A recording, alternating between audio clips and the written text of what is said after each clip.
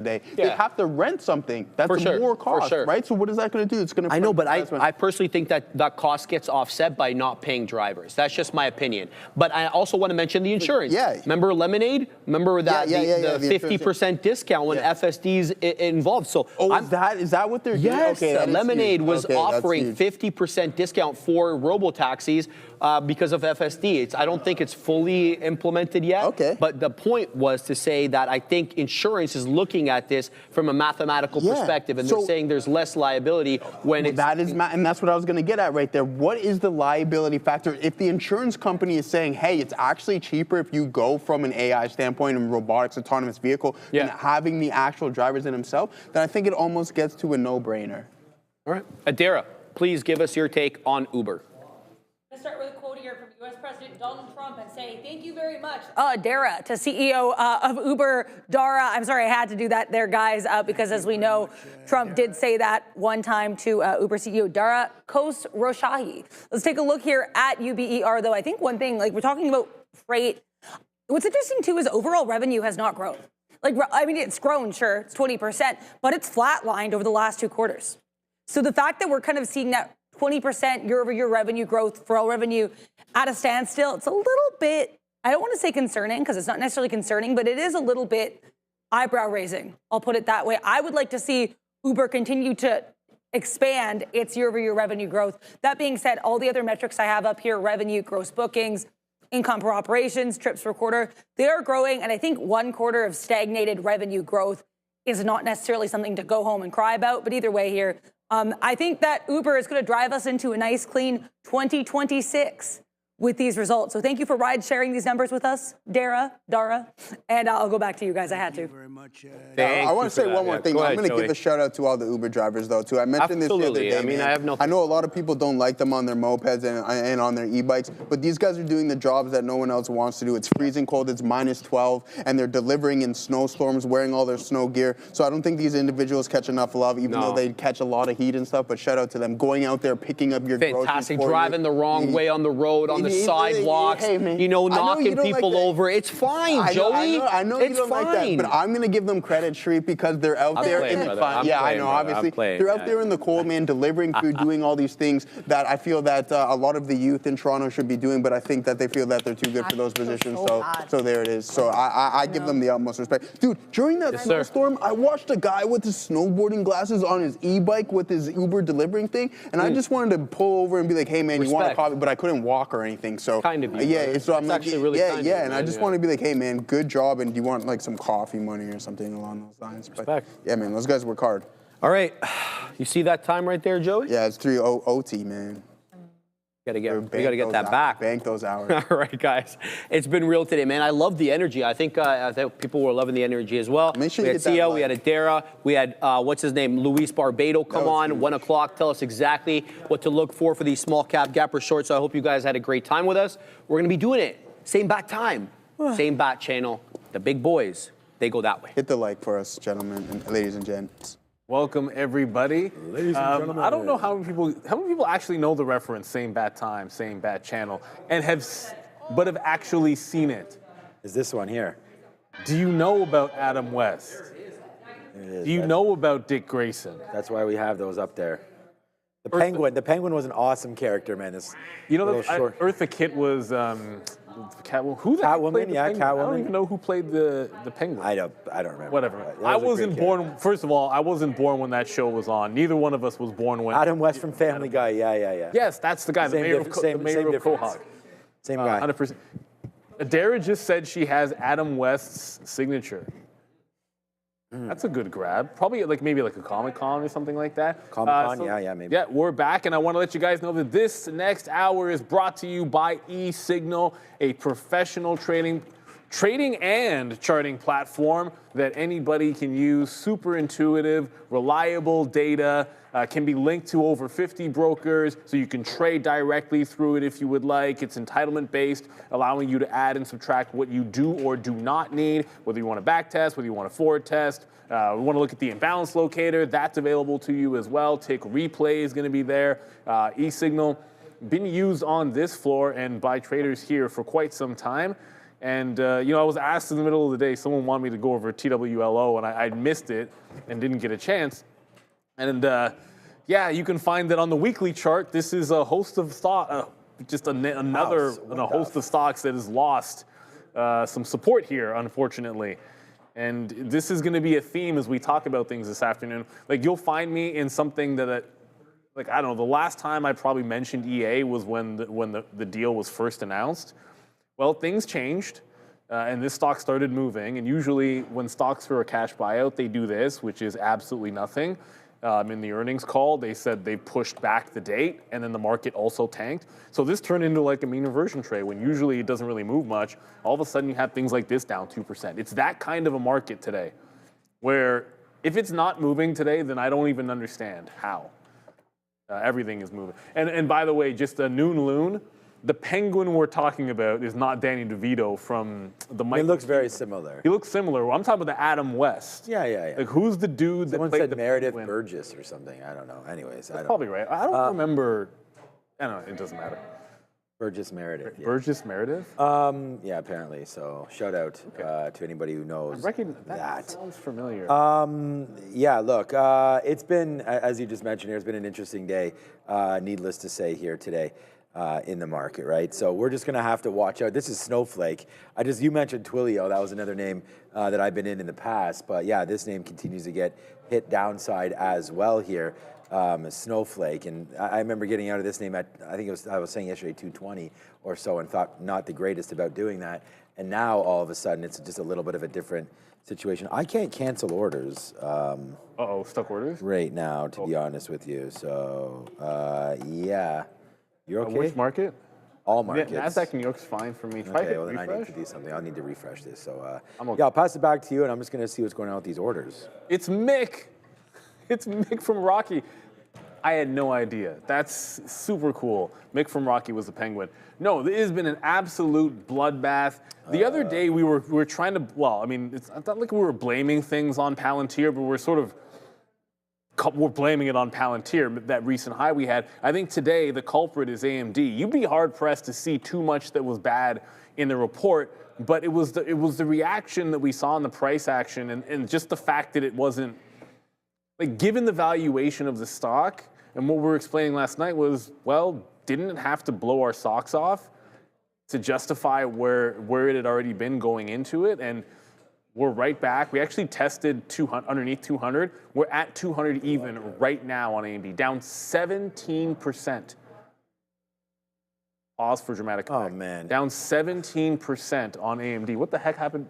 No, I had to log out and back in. We're going to see if that winds up working. No, but I can't believe I was short at 215 there. I was short at 215, gave it only I think it only gave it 50 cents there on AMD, and then the bleed was real and just kept on going the rest of the day. We'll see if we can sort of rinse and repeat that tomorrow with Google and see if that has a very similar following. Let's hope Google's not down 17%. Well, no. Let's hope it's not down that much. But if there is a move, maybe we can. Oh, is all my stuff on this screen? Oh my God. Okay. All right. The nightmare is real around here. Now it's all loading in the background there. So I'm gonna have That's to. That's the downside of the extra screens. Yeah. Oh, is that the only downside? Okay, I was wondering about that. Okay, so we're excited today to bring you all of the trading that we have. And I mean, I was short, I was long. We're long now the TQs. You can see that on the board there. We're still shorted some Nvidia at a decent price. So yeah, looking to be pretty good. Go over to Neil. I'll try to get this all figured out and log back in over here. Yeah, I know we got Sharif locked and loaded and getting ready to go. Once we get the okay, we'll start into our rundown. But just a bunch of names getting thrown in the chat here. Tesla down 4%. But we have, in the morning show, we didn't really talk too much about this. And I see Suts? Okay, I don't know. I'm not sure what that name is. Micron down 13 points. Yeah, well, probably not down more. And I'm going to keep pausing just for effect. SNDK down 15%. Oh, the 700 turn is real. Look at the double. Look at that little double top in yesterday's action. This is after a V-shaped recovery. Talk about psyching you out with the V-shape yesterday to close right back where it started and then dump everybody. Just dump. During the middle of the day, I did get filled on IBM because I was waiting around. So I was able to grab that. And then the SPY at the 50-period moving average, just some usual DCAs that have been out there for a while. But we have the president speaking as we speak. But I don't know if... Server unreachable. Are we getting? What? I'm getting like server unreachable errors. Yeah, so, well, we'll get it all figured out. I think are we ready to go, Sharif? Okay, we're not ready to go, but the president is speaking right now. I don't know necessarily the venue. We'll let you know. He basically just said Warsh understands he wants lower rates, would not have gotten the job had he said he wanted to raise rates. Is that anything that we don't already know? I think we already know that that's somewhat the case. So yeah, just talking about the new Fed chair and what he does or does not already know. Nothing groundbreaking, but anytime the president's speaking, you want to make sure your ear is to the ground. You're in the right spot because our ears are to the ground. Of course, myself, Sean, Sharif, Sia, Adair, we're all listening in. And if there is anything groundbreaking, we will let you guys know. As 678 says, Palantir long. That's a bold move, Cotton, because it hasn't worked yet. I think, I'll give the example of the reason why I'm in EA. Here's what I like for a bottom. Where something goes parabolic to the downside, see that accumulation period for a while. So accumulate, make a bottom where I know or I can visually see the buyers are winning, then put in a higher low, jump in that once it gives you the higher low consolidation, and then I play it to up here, I'm holding it for 197.5. I'm short, so I'm long, mostly shorts today. So not used to taking longs today. That's why I'm saying short. No, long here at the 80 level, and then just bolt it into this move. Be careful.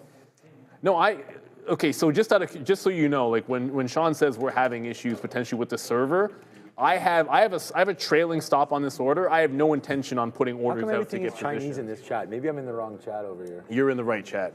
Let's go over, start the rundown. I believe we got the okay from Sharif.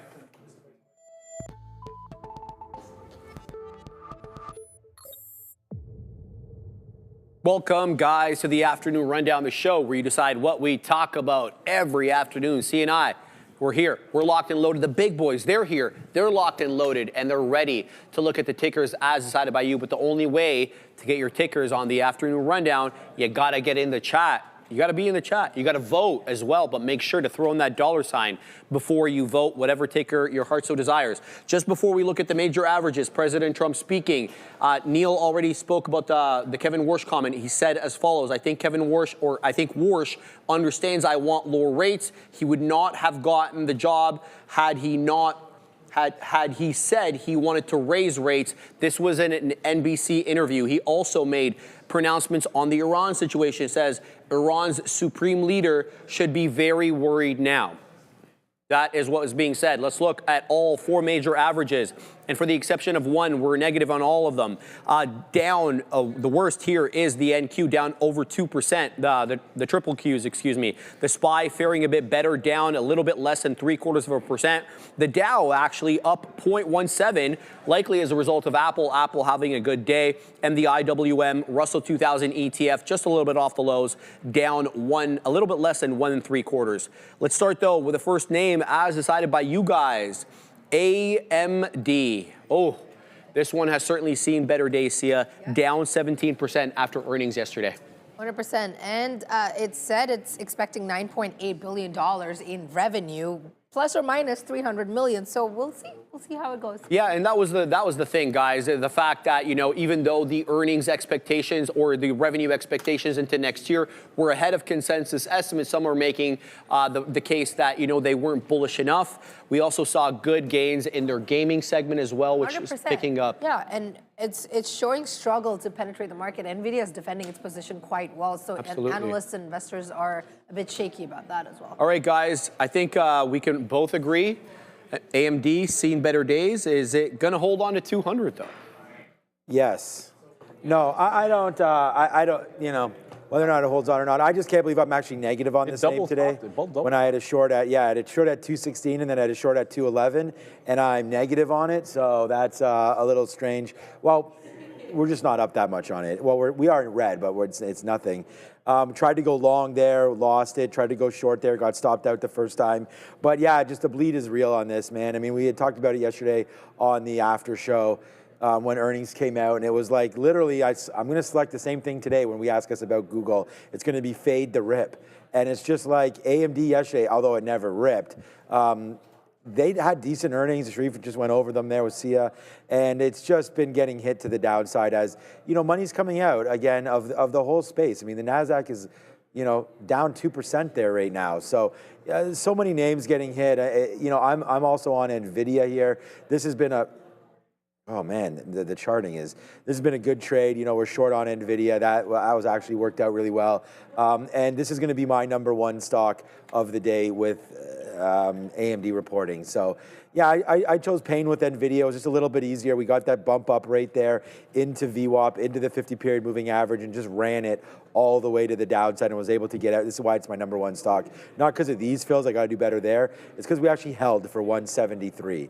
So that came back in. We just missed it there. We got filled a couple more times, dips underneath, and we just have a small piece left here on NVDA. So yeah, man, so far so good on the shorts. Sharif asked the question, will it break through 200 and hold? I mean, it's a key level. It's the biggest level there is right now. So here we go. There's no stock. Well, I shouldn't say that. There's nothing that I'm looking at that's at a bigger level. And I feel like it won't be clean around here. This is a weekly chart on AMD, and you can see going all the way back to October of last year, this has been a pretty distinct and obvious support level. Like, there are all of our tests. It's double bottomed here. Well, now a triple bottom, I suppose. Triple bottom on AMD. I, like Sean, was in other stuff. Like my short today in the chips happened to be on Intel, which worked out just fine. Let's be real, you probably could have shorted anything today, and it probably worked out for you in a certain sense. But the only way that I'm going to be interested in this 200 for a long trade, I want to see it put in some higher lows. Or like I was showing you with that EA, show me some signs that you have stabilized and there's a nice sideways action or consolidation. It needs to be very obvious here. And when talking about the 3-day rule, you should ask yourself a question. I don't know what the new PE is here on AMD, now that I think about it. We'll double check. It's still going to be expensive. I know when you look at it, they did beat. So it should be in the 30s. It should be somewhere in the 30s after that beat, but it's still a little pricey relative to Nvidia. And when you zoom out really far, would it be crazy if we were talking about 180? Like, this is just where we broke out from in October and double tapped last year. And the stock had gone up 250% to get to that point last year. So it's not, I know it seems doom and gloom, and it's nasty if you were a buyer up top here. I'm getting filled. But in this kind of an environment where you're getting basically like woodshedded over not the worst report at all time, sometimes you expect a little bit of a deeper dive, like that 200-period moving average. Like, that's what I'm looking at in a move like this. Because when we have things like Bitcoin fall apart and all the volatility start to come back in, you will see some real adjustment of people's portfolios, and they're selling things so they can buy others, or they're selling things so they can pay for calls. So I think that's a little bit of what you're getting here with AMD. And I'm not betting, I wouldn't be betting the farm at the 200 level, but this is the spot if you're going to take a shot. Guys, let's talk about Palantir. Palantir down aggressively today, 13%, basically lower than where it was prior to earnings, and this would be the worst or the largest percentage decrease day for Palantir since May of 2024. As a result, now it is down over 24% year to date, about 34%, a little bit more from its closing all-time high at 207.18. That was back on the 3rd of November, 2025. There's a bunch of headlines today, Sia. I don't know why, but Alex Karp, the CEO, took a shot at the circular AI investments with Nvidia and some of their partners, and he really wanted to emphasize that Palantir's organic growth is driven by genuine demand, stating the company has direct client relationships without co-investments. I'm assuming he's taking shots at Nvidia, CoreWeave, and the like. 100%. Also, Stephen Bursey, who's an analyst at HSBC, boosted the stock's rating from a hold to a buy. Okay. And the price target from 197 to 205. He basically said that he thinks the revenues in the area would grow above 59% from 2025 to 2029, which would reach 9.3 billion. 9.3, that's not small, guys. And also, he made comments, Alex Karp, that is the CEO of Palantir, highlighted the global divide in AI adoption, and he noted hesitance in Europe and Canada compared to the rapid adoption in the US and China. So somehow we were included in this, boys. Canada hesitant in anything? I mean, look, first of all, very decisive. For all of our US viewers, you probably don't know this about Canada, but we're usually at the forefront of risk-taking and new technologies and making sure we adapt to whatever environment the global. I can't finish that. We're very trendy. We're very trendy. No, I wanted to try. I'm not Leslie Nielsen. I can't do that entire thing straight-faced. No, I'm not surprised. We're usually pretty slow on adaptation. Like we don't even have autonomous. We don't even have credit cards. What? You have a credit card? Well, I'm trying. It's a U.S. bank. No, you can't get an automated ride anywhere. They're not even testing it anywhere here. Yeah, it's just how it is. I don't think it necessarily matters. But when it comes to Palantir, this was, I don't know, like the earnings reaction for Palantir to start things off is exactly why people were saying, oh, why are you guys so bearish about AMD last night? Well, part and parcel was the reaction that Palantir got. Like you had Karp saying it was the greatest quarter that anybody's ever had, and all that hyperbole. The market came and said, we don't care.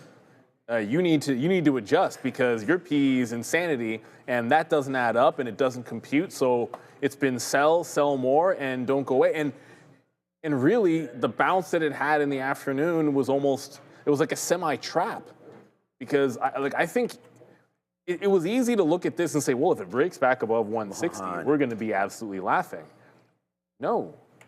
There's a little bit of an unwind and adjustment happening here. And every time I see that, it's like throw out your daily chart, pull out your weekly and monthly chart if you are some kind of a dip buyer. Look where we are in the weekly. We just lost the 50 period on the weekly. We're almost certainly closing lower, barring something absurd. $120 the next level on Palantir if you go to the weekly. I throw up a monthly chart, and on the monthly chart, I see nothing obvious on a monthly. On a weekly, 120. On a monthly chart, I got nothing for you.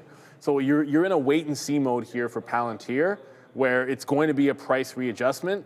We've seen this happen before. It topped out at 120, pulled back into like the high 60s, I believe, the last time, and then ran. So it absolutely can get cut in half. And generally speaking, when it's been cut in half, that's been a good price to buy. All right, I just want to say right now, man, this is a face slapper here. We just shorted Nvidia 175 with a 175 stop. This thing's collapsing all over itself. I do have to tell you that Neil and I don't have execution right now. So any pending order is fine, but I can't put in new orders to get out. So I would be covering some of this Nvidia all the way down here if I was able to. So I'm gonna try to put out another bid. No, can't do anything.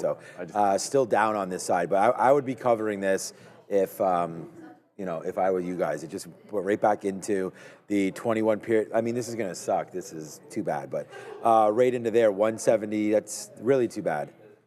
But that's such is life. But that's a good cover right there at the 21 period moving average. Okay, let's go back over to Sharif and get stock, or Sia and get stock number 3. Come on. All right, guys, let's talk about Tesla, down 4.5%, and momentarily drop below that $400 level, the low of $399.14. Several different headlines today on Tesla. Let's start with the first one here. UK sales plunge in January as Chinese rivals race ahead. We've been talking about the BYD registrations in England, I should say, up 300% year over year. Separately, there was this headline as well, more positive. Their China-made EV sales rise about 9.3% year over year. Sia, anything else that you can tell us about Tesla? Yeah, and on paper, Musk now derives more of his net worth from SpaceX than from Tesla. And also following Monday's merger, Tesla's market cap, about $1.58 trillion, is only 26% higher than SpaceX's stated private market valuation of $1.25 trillion. That's not a big gap, Sharif. No, not at all, especially for a private market company. Separately, guys, Wolf Research maintaining Tesla with a peer perform. No price target issued, though. Tesla down 4 1/3. All right. Yeah, Tesla, look, I mean, I know we had that story yesterday, the Model Y, bigger, extra row, the whole Chinese aspect there with Tesla. We did have 56 or 59% less sales in the UK. I heard their number get dropped today as well. And we asked this question yesterday about, wow, I mean, how low is Tesla going to go? And I mean, honestly, like, no idea. I can't predict the bottom, but I was just saying, I got a message there, do you still like Big Bear AI? Do you still like, and the thing is like, no, like right now tech is like in a severe penalty box, man. And it's just kind of like, if you're gonna sit here and think that it's just gonna be all corrected after a 1 or 2 day move down, I mean, this is day 2. Yesterday we had a little bit of recovery. It might not be a recovery day here today by the looks of things. But I'm a little nervous for Tesla, man. I mean, it's come right back in. We're waiting for the big announcement, obviously, with SpaceX. And we had some XAI talk the other day. And it's all about the robotics and Optimus. So if you really do believe that there are going to be a bunch of these things walking around, then I think Tesla at any level is a buy, because it's a revolutionary decision. And it's changing, the landscape of factories and of the way that we treat, I guess, I don't want to, the word is not, I was going to look like labor force, I guess, really, could change dramatically. I mean, I know Tesla already has robotics, and a lot of these high manufacturings are already using a robotic arm or a wing of some sort for robotics. But if you can start now using and training these Optimus robots to do the heavy lifting and I don't know, it's just going to change everything. And I think it makes companies more efficient. So I like Tesla in the long run here, but this was a great opportunity. Like consolidation break. I mean, just to have been looking here was the right decision. Unfortunately, I had eyes on AMD and everything, but that was a good little move higher. And I think the market wanted to buy Tesla today. It's just, downside pressure, couldn't withstand it. Let's see if we hold 400 again. I mean, it's like that AMD question, will it or won't it down here? There's a lot of traps at the top this morning. Now, all that said, look, I like Tesla, I own Tesla. And all of that being said, we got a headline here. Crypto assets have lost a total of 1.7 trillion since their October peak per Bloomberg. Yeah, it sucked. Well, Bloomberg got it right.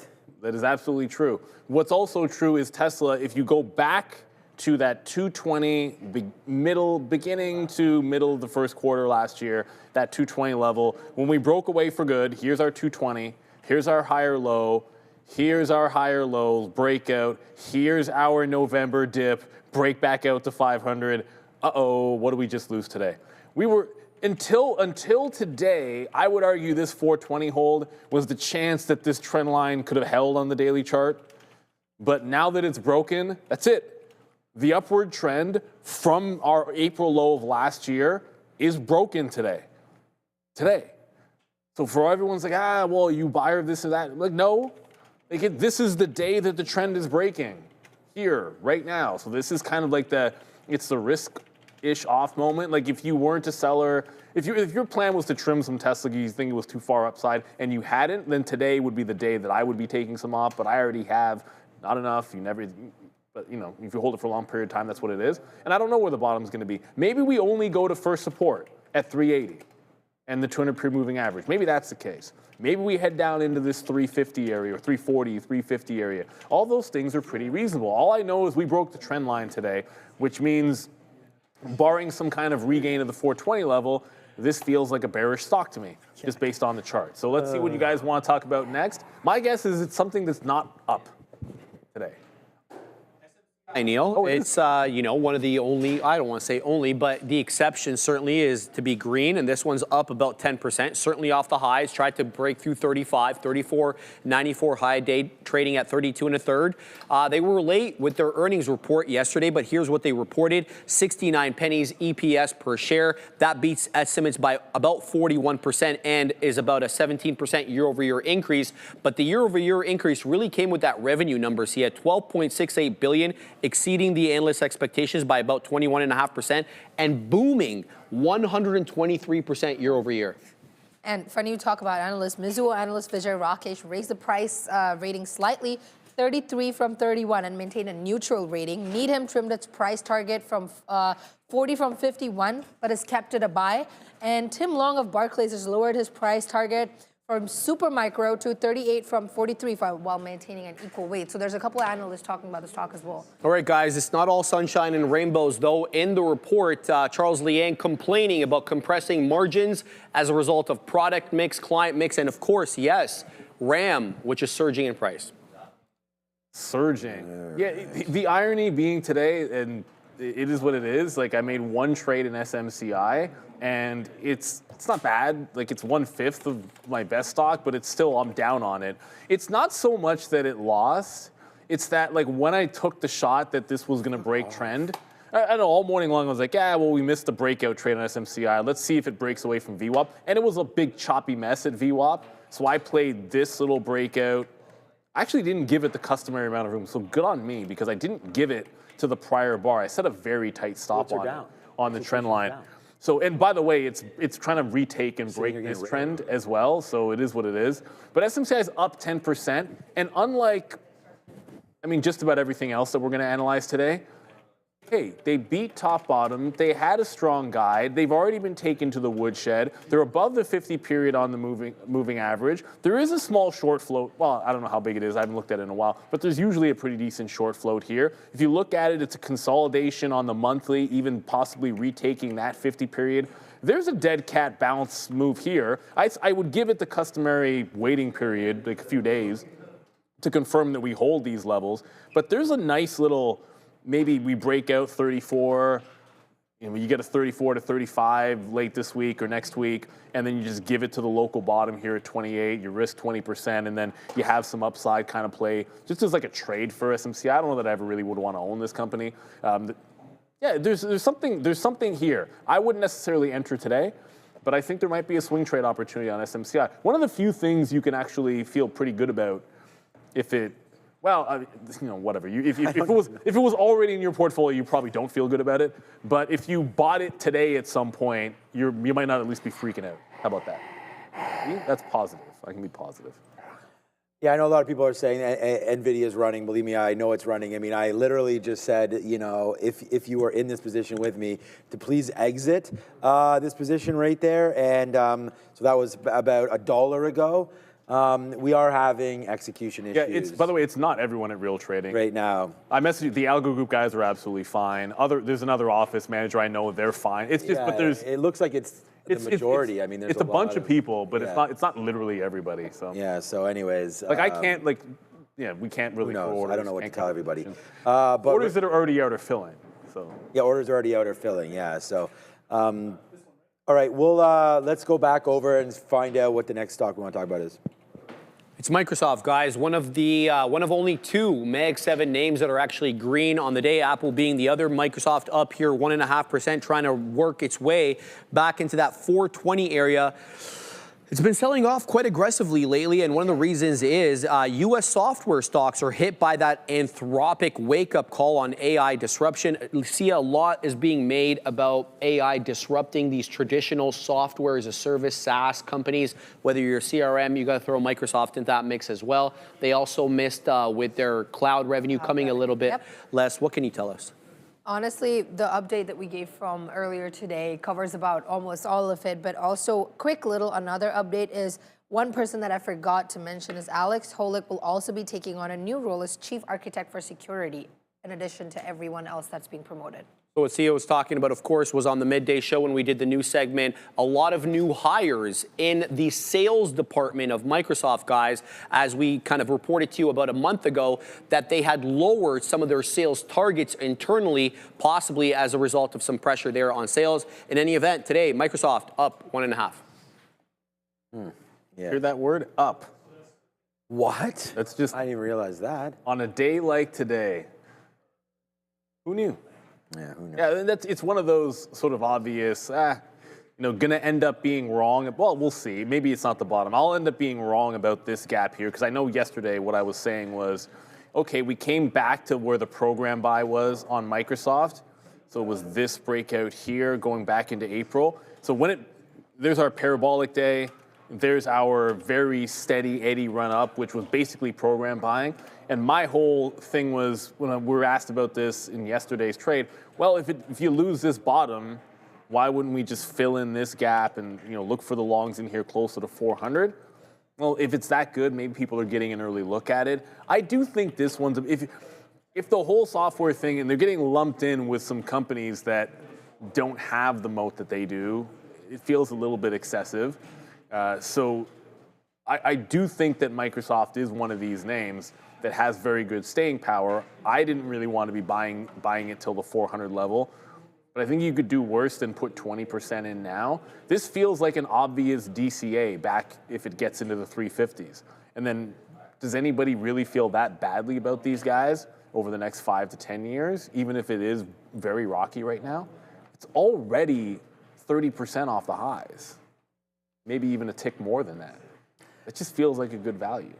Yeah, so orders that we do have out are filling. So we did actually, I mean, we got a nice fill there on the TQQs at least all the way to the upside. So that's kind of saving a little bit right there. Yeah, I had no idea Microsoft was even up. I'm going to sort of take the other side maybe with a Meta. And we've seen this name collapse as well over the last couple months, right? And it is making its move back into the downside. But I actually, if we're going to appreciate Meta on their quarter, they're going to give it all back, and I think it's a buy. Like we went up on Meta's quarter and how good it was. Now all of a sudden we're going to be running for the hills on this stock. That doesn't make any sense to me. Stock-specific trading and investing is an interesting thing to do once you have conviction. And honestly, I think Meta down here, like when the smoke clears, I don't know when that's going to be. I do know that Meta, with that quarter, should be appropriately trading higher than this, right? And so Microsoft got hit on the quarter, is rebounding right now. I would much rather trade a name that Wall Street has already, anointed as, an upside play off of their numbers, and then, be able to get now just a discounted price on this name, right? It's kind of the reason why I was saying about Big Bear AI. Some of these companies that don't have earnings, the PEs are absolutely extreme. I'm not sure what Meta's PE is, but it didn't matter on their earnings call there, as they were rewarded for the extra spend, and also ad revenue increased on Meta. So for me, I would prefer Meta over Microsoft, but I'll prefer Google over all of them. And Google's going to come tonight. I haven't even traded Google today, have I? Okay, there it is. Google's going to be traded tonight. I'm flat on Google. I think Alphabet is going to be, the runner tomorrow. So let's wait and see what winds up happening. But this is the mega cap name that I'm looking at. Actually, for Microsoft, I just can't wrap my head around Windows, and I don't really believe in this OpenAI, profitability target. And I know that a lot of Microsoft's, value is based on this OpenAI $1 trillion or whatever they're going to go out at when they IPO. So let's just wait on Microsoft and look at Google and Meta, in my opinion, if you're going to be buying something in mega cap land. Yeah, I think exactly. I think patience is oh, Sharif gone. Okay. So we are done the rundown. You know what's wild? Okay, I know we've done the rundown, but there's at least there's one name on here. And if you're wondering, like, where do we come up with the names that we just went over, it's just a stock visualizer that Fabian built for us here, and it's a fantastic addition. So everyone types in, like, 678. I don't know a better way to say this person in the chat, right? See MMMM6788. Palantir, see you at 140. See the real Slobo here, Meta, a steal, honestly. Well, instead of just saying that, what I'd like you to do next time is type in $PLTR or $META. And if you want to do that, you have to be in the chat. See how Palantir just showed up? Meta shows up over there. That was me. And now Alphabet, Spot. If you want to do this and be in the chat so your names will pop up in the visualizer, hit the subscribe button. Obviously hit the like as well, share it, but it's a subs only chat, so you have to be a subscriber. Go ahead and do that. Hop in the chat. Let us know what you're interested in. AMD up here. Palantir, you see a bunch of people type Palantir, so it does this nice little flash thing. I forget what key I'm supposed to hit to make it do it myself. It doesn't really matter. So AMD's still top of the list. Tesla, I think it is H. But speaking of H, it's Robinhood that I was a little surprised. By the way, Sean said, like, we don't have execution right now. I'd be getting out at VWAP. I'd actually be trailing this to here for obvious reasons. Like, it's just the next stair step to the upside. But Robinhood, like a lot of other things, has gone SSR today, down 10% at one point, down only 9.5%. To say that this has lost trend or lost support, this is what I mean. We've been talking about this sort of for a few individual names. Like, what's the litmus? What is the price action telling you?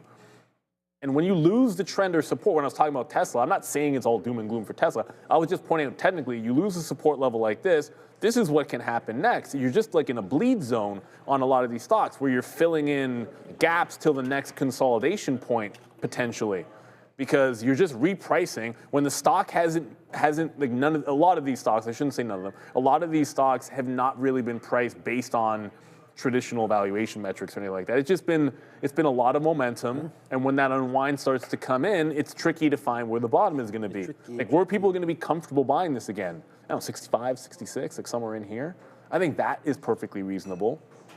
And you have to ask yourself the question, if you're talking about holding it for 10 years or 5 years, you can be a little bit more aggressive if you're DCing into a falling knife. 9%. But if you need to get it right because you're trying to swing trade it, or you don't have the capital to hold it if it goes down to $36 or something like that, then it's okay to be sitting out and get a little conservative with this. I find when things are in big correction mode, if you think that Robinhood is going to be the jam in the next 5 to 10 years, then it's worth it to wait for it to make some kind of a bottom. Look at the pullback we had in like February to April. Did you need to have the low? Like, the way I always play these, I would much rather be long here, the regain of the 50 period, the point where it's made multiple higher lows. I'm like, okay, I don't need to have the bottom. I just need to have a good entry. That was how I felt about SoFi instead of Robinhood. It was obviously maybe not the best decision in the world because Robinhood ended up being good. Look at okay. In my defense, I do own SoFi from like $7 back here, but the buy zone in the ad was when it retook the 50 period and was holding the 50 and the 200 in here in the 12-13 range. You were a good 40% off the lows at that point. But who cares? Because it was pretty clear also that at that point, things are now different. We've resumed our normally scheduled programming and things are normal.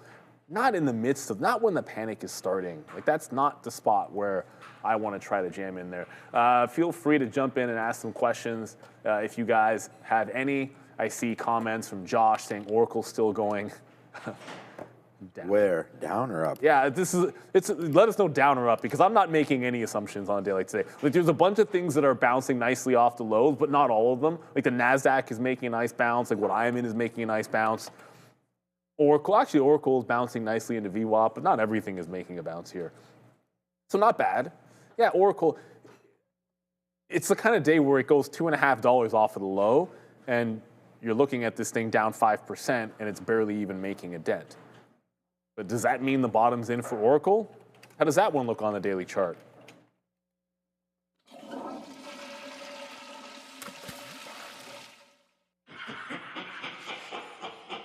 Or if you happen to be short, flawless victory. Because obviously, Mortal Kombat is better than Street Fighter. Just leave it with that. Yeah, Mortal Kombat. Yeah, no. No, I know you're a Street Fighter guy. Yeah, no, I don't think anybody would have your back on that one. Okay, so I love Sub-Zero. Yeah, Sub-Zero's good, but yeah, he's not Ken or Ryu or any of these guys. Street Fighter is. Mortal Kombat's good too. Have you seen the Family Guy Street Fighter episode? No, but I should. He fights. You know what's Intel's a good short right now? Peter fights the. It's the dry cleaning guy, and it's in Street Fighter style. It's one of the funniest. Who's the dry cleaning guy?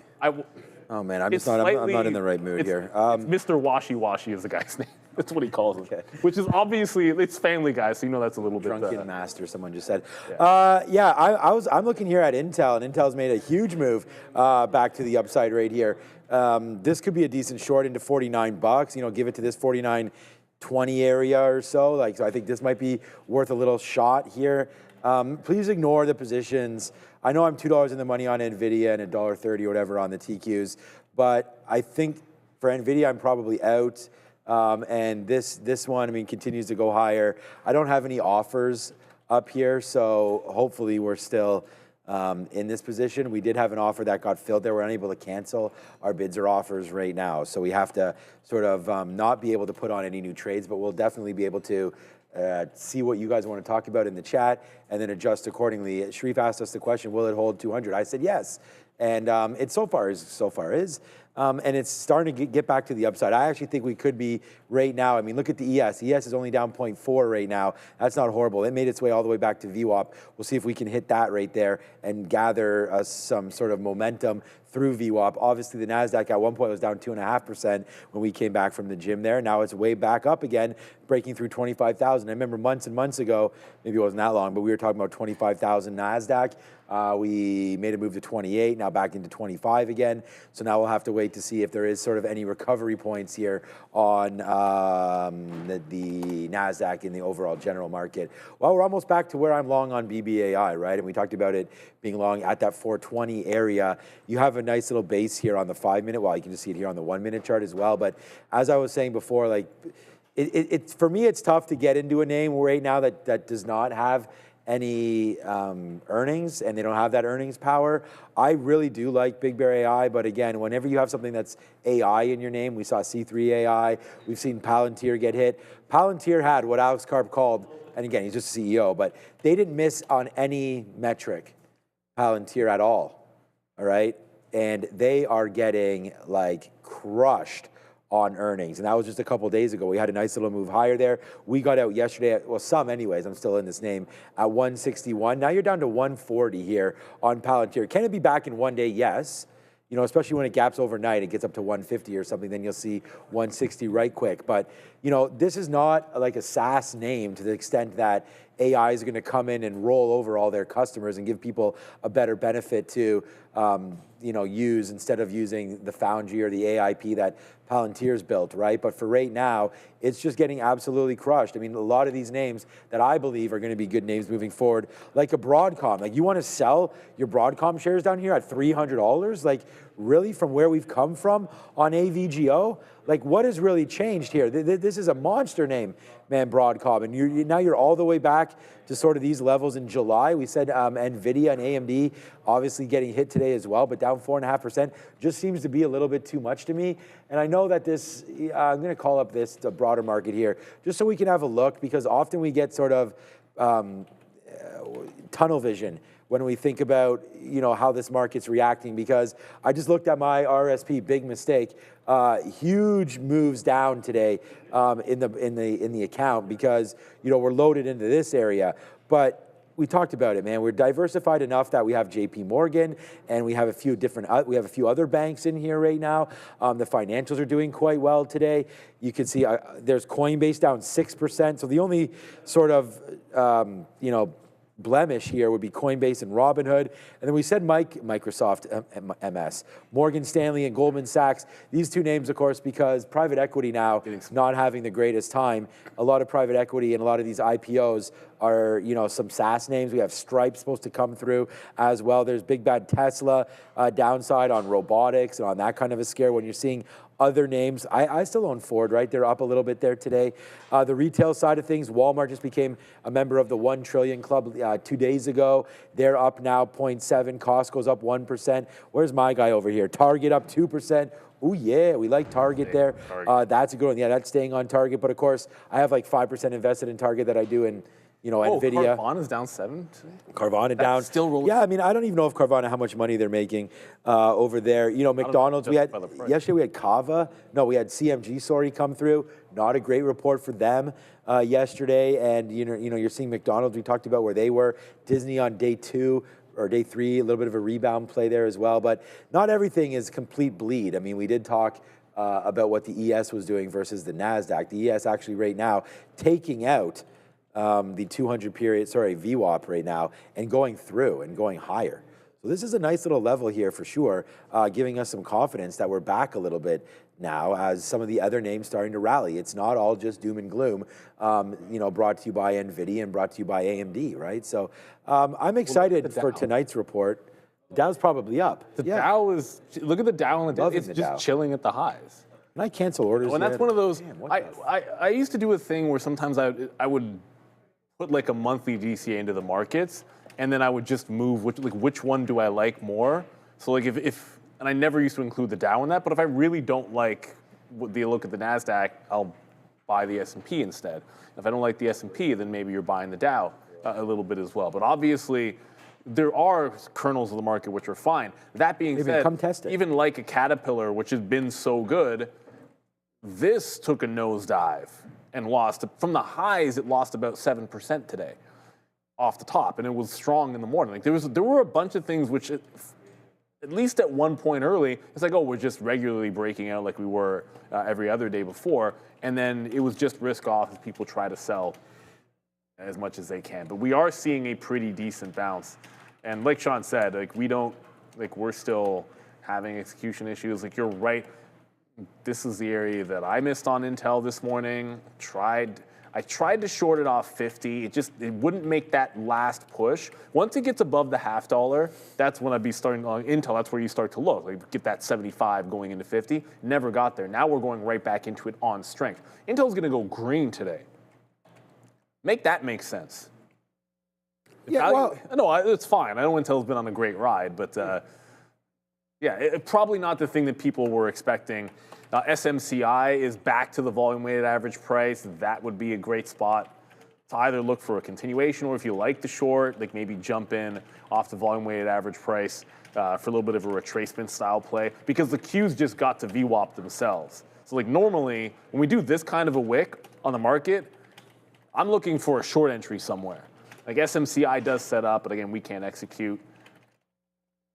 Yeah, I'd be trailed right here at 197.8, but can't do it. But I would be, certainly, just because we're at that VWAP. And it's not power hour yet, but we're close enough to 3 o'clock that you want to start thinking about that. Ooh, that's interesting. I didn't expect to see anything on the early look imbalances. So the fact that Southwest is a 2 million sell before we were even at 3 o'clock is a little bit abnormal. So anytime I see, like this is a third of the day's volume, and this stock is running to the upside. Can't execute on it. But when it's a sell imbalance that big, this early, if it were to fail the high, I like trend breaks the other way and just put the stop at the high of said day. Mr. Madness is asking, what is up with UiPath? My guess is nothing good. Probably not a lot of names like, okay, well, it's at the high of the day. Up 2%. See, like, go figure. Like, if you told me, oh, of course, on a day like today, UiPath is making a bottoming tail candle and holding a support level, yeah, because that makes a lot of sense. But it is. So this is a stock which does pull all the way back into the only obvious support that it has and is making the dip. And so there, chalk one up to anybody that liked this name and was patient enough to wait for a potential bottom. There's your bottoming tail candle. If you like UiPath, I don't, then you could take a shot here. It's actually not even a bad breakout trade right now off this high. Nice trend up. There's your break of the high. You could fill in this gap here to about 12.60 or so. Let's try to risk 5 pennies to make 20. If you can execute on it here in UiPath, good bottoming tail reversal on volume. Like this is the biggest volume day in the last week, so that's what you want to see when it does a run of the lows and a liquidity grab, and that's what it's doing for you there with UiPath. On they're restarting some servers finally, so hopefully that might help at some point. Silver's on a nice little U-shaped recovery right here. It's done that. Like it's not having the violent, like it's having the violent whips early, but then in the afternoon it's kind of like just gathering some strength to come back up. We saw that yesterday as well, right? And there's the move here. So I'm just wondering about this tomorrow, midday. We'll have a quick little look at what silver's going to be doing. And if we can find a base, then, this is a good potential mover back to the upside. This is your 200 period moving average. We really sat on that all day yesterday. And then once we broke it here today, it was a nice move. We sort of respected it there and backed down. Now it looks like we're definitely taking it out. And we have support of the 50 period moving average. So for me here on silver, I think this is a long right now. So hi-ho silver, let's see if we can get long, because right now with gold trying to bounce back, the market's definitely coming back in. The Nasdaq, like to have sat there and bought that at the dip, great job. Like now we've had continuation plays on the Nasdaq be pretty good, and I know earlier today, Apple was really on a mission. I thought it didn't get to 278. Or so today. Was that? Yeah, there it is. So right there early, right? Huge move on Apple. So we feel like the market can withstand some of these pressure points. We saw Microsoft up today. We see Apple up today. It's really just sort of an AI, a data center destruction right now. Did everything just fill up? Just able to cancel an order. Okay, well, if we can start canceling orders, then giddy up right now. I can start to cancel some of my orders as well. So maybe we have execution pretty soon now, and we can start to trade. But so far, so good on that one. But yeah, I think Apple is also right here. If we're able to get up and going, this is a pretty good area to get long on Apple. Market's trying to break through here on the Nasdaq. We are long the TQs here. You know what? Let me test. Okay, yeah, I think we're good. We're good, because I want to get out of some of these TQs because we are starting to fade back out again. Will we get the fill? I'm at 27. Let me just punch down 22s. Yes. Okay, boom.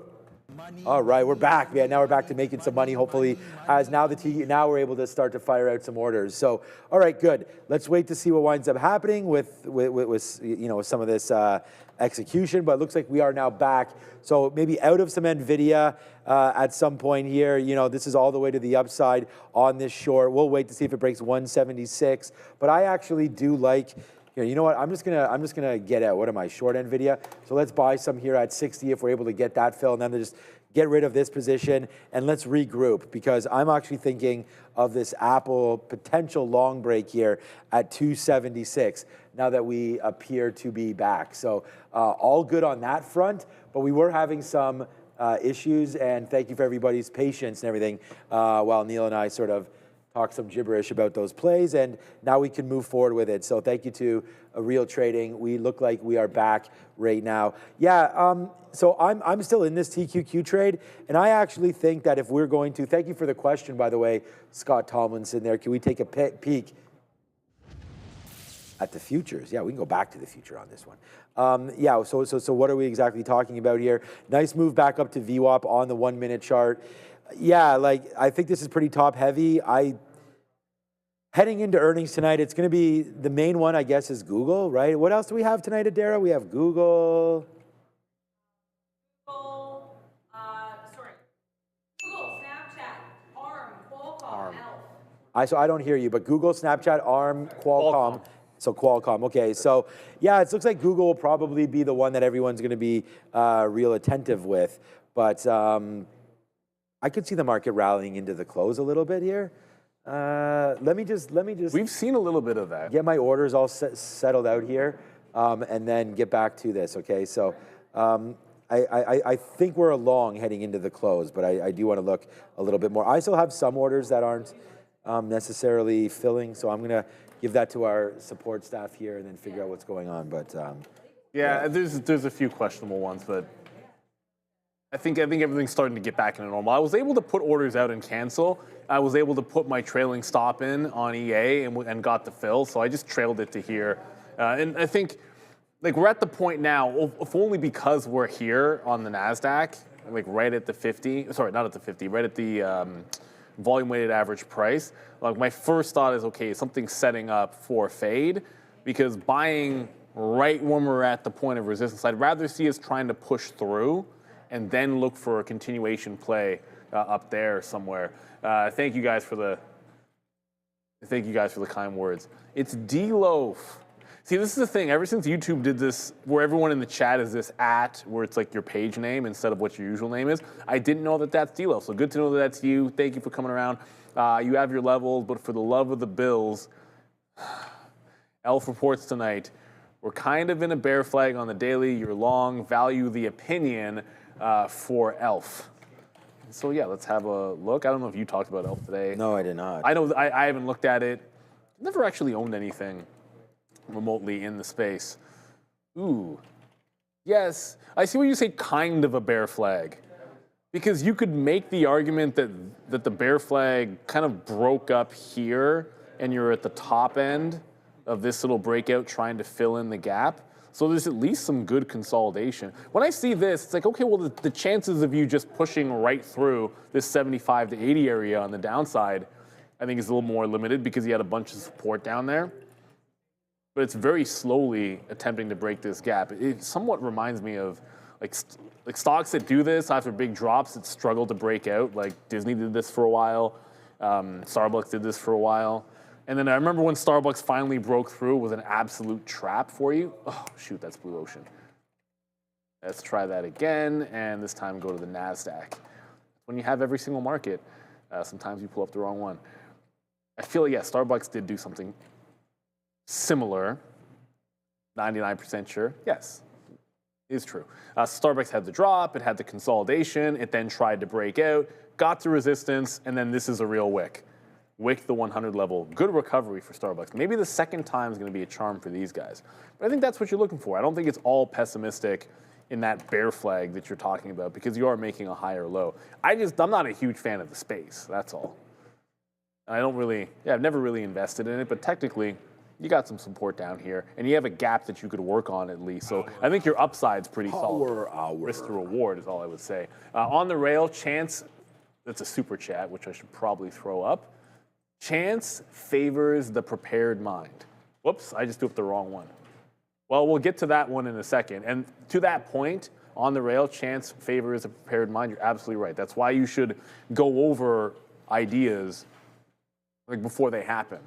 Like I identify the level that you're interested in the stock so that you've already thought about what you want to do before it gets there. Because if you're trying to make the decision in the moment, like things can get out of hand. And then we'll get another super chat, and it will be Nick W. when we come back from Sean.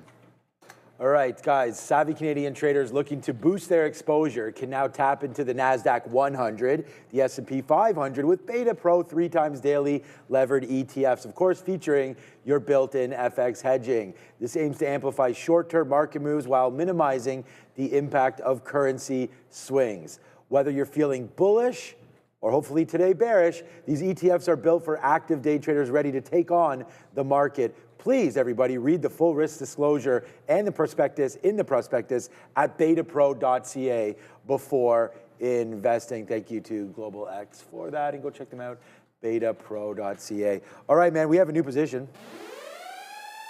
Going short on silver, baby. We just talked about what we were doing right there. So we're going to take 20 cents right now on a little piece. We'll bid some or will we? We'll bid some 66s right there as we take the bid, we take the offer, and we get filled right there. That's a quick little smooth 20 cents. So let's see what happens moving forward. Remember, we are going to stop out if we do take some of these highs out right now. I'm going to give it to 79.50. We'll see if we can average in. Look, we're just kind of playing around there. We'll take a little piece out as it comes into the into the 50. And then if we drop off of that, then all good. And we'll see where we go from there. I think we did really good, man, getting out of some of those TQQs here at this level. Look, if we break back down below 50, let's get out of there. 49.99 here. Get out if we break back down below 50 off of our long the TQ. So we're going to go short right now on silver. And potentially short on the Nasdaq. I mean, I know you guys asked me a question about what I thought there, and I was just like, you know what, Google, I think we could probably run into the close, but my opinion doesn't matter. We trade off VWAP all the time. I probably should have stuck with that. That's why we're sort of short silver right here. But there's, you know, the Nasdaq, and you could see right here, that was a good fade, pop, drop, fade again, pop, boom, and then there it is. Nice move. Like they're fading the shorts and then back into the downside one more time. So it looks like VWAP will continue to hold. That does look like a good indicator here today on the Nasdaq. Nice downside pressure. Gold continues to move higher, I believe, here into the close. I didn't look at it. I was just basing it off of what silver was doing. Yeah, so we are starting to itch a little bit here on gold. We were down, you know, obviously during the midday there, but it was a good morning for gold. Just got hit. Now you're trying to battle back, bouncing around VWAP right here. Not a great story for that. We can quickly look at the imbalance locator here right now to see if there is anything sort of ticking around. We have LUV, so some of the sells, you know, it looks like there's more sells than buys here. TD Bank is going to be a buy. There's your ZSL, so that's going to be a silver short because it's a buy, right? Yeah. So that's going to, yeah, Roblox with a little bit of a short as well. CRM, wow. I mean, Salesforce has just been crushed over the last little while. Okay, here it goes. So we're still not putting on a big position here, but there's VWAP. So I think we're okay until then. So if we break through 79.50, I think that would be our last sort of straw here on going short anything. The market does seem like it's in a little bit of a rebound mode So maybe it is time to just ease back a little bit and see what winds up happening here with this SLV trade. It's fine, man. We're short at 93s. This is not a problem, but let's wait to see if we get something up here like in the 40s and then stop out, or maybe 30s and stop out if we break through 79.50. We might as well just put that order in right now, 79.51 if it breaks above. I mean, VWAP is essentially there. I'm not trying to give it exactly VWAP, but 10 cents on silver is probably not enough. But, you know, I don't want to ruin the day that we've had here today. So we'll try it. We'll get some more short at 79.30, then we'll stop that train here on SLV until we get a little lower. So we're going to be short silver. That's my newest position. And breaking through the TQs is we're going to stop out if that does happen back down there to the downside. So all good right now. I'm just going to go short the commodity and wait to see what happens with the Nasdaq. It's almost like the execution down, probably not the worst thing, because it let the move up kind of get to some obvious levels. Like right. I like C3AI. I thought this was going to defecate all over itself when I shorted it earlier. I thought we were going to $10. I thought we were breaking $10. I thought we were looking at all-time lows on C3AI. None of that actually happened, but it's right back up to the 11 top, and the wick high is 10.09. So, well, 10.09 half looks like it's the top print. So if it breaks over 10, I'm jumping out. In at 2 half. Sometimes it rounds up, sometimes it rounds down. It should always round up. So I'm in at 2 half here. Want to play back into VWAP, but we did have that super chat that was from Nick. Okay. Oh, sorry, we've got, there's a bunch of them now. So let's run them all down. Because Steve Irwin, you were long and down 14K on Nvidia. Come close. Ooh, what? Came close to selling, but recovering now. Should I sell before earnings or hold? I mean, Nvidia's, you still have a bit of a wait for Nvidia. So like you've got to ask yourself. Well, see, the thing is, I know Nvidia's been very choppy and in a very tight range, which seems secure, but the entire time, the bottom end of the range has been the 170 level. So the way I see it, like usually I always have it in my mind, if I'm long in here and I'm playing into earnings and this is my support at the 170 or the 200 period, well then that's what I'm okay risking to going into the earnings, which we still have to wait multiple weeks for here on Nvidia. But if you're uncomfortable with it and it's outside of your risk parameters, you're always allowed to trim, right? Like that's a possibility. You have to make your own decision because we are at that decision point in $5 to $10 from here on an NVDA. So it lulls you in a bit of a false sense of security, but the support's been down at 170 this entire time on NVDA. So I think you got to keep that in mind. Like we're not here to tell you what to do with your position. I can look at the technicals and I can tell you that for myself, I never want to be, I'm not one of those, I don't like making bets going into earnings. I like taking positions after earnings. That's my cup of tea, not the other way around. We are going to go to Sia, and then we'll try to run down some more super chats. Am I not connected? Thank you so much. We're going to quickly take a look at some important numbers coming out here today. At 7 a.m., the 30-year mortgage rate came out, the actual standing at 6.21%, previous at 6.24%. 8:15 a.m., the ADP employment change, actual standing at 22K and previous at 37, and forecasted number was 35K. Couple things here. Healthcare added 74,000 jobs. Financial activities added around 14,000. Construction around 9,000. Trade, transportation, and hospitality added 4K collectively. Professional businesses and services has shed 57K jobs. Manufacturing is down 8K, and large employers are down 18K. At 10 a.m., we also had the ISM Services PMI come out, the actual standing at 53.8, previous the same, but forecast was 54.3. We also had at 10:30 the EIA crude oil stocks change, which currently is a negative 3.455 million, previous being negative 2.295 million. And the EIA gasoline stocks change, current standing at 685,000, previous at 223,000. Let's also take a look at a couple headlines for today. The U.S. is planning a critical mineral price floor with Mexico, Europe, and Japan. It's developing plans to cooperate with Mexico, the European Union, and Japan on certain critical minerals. And the administration has launched a national critical mineral stockpile as of Monday. It has also taken equity stakes in critical mineral companies, including MP Materials, USA Rare Earth, and Canada's Lithium, Americas, and Trilogy metals. Currently, MP is down 0.38%, USAR down 2.37% on the NYSE, and LAC is down almost 9%, and TMQ down almost 13% on the TSE today.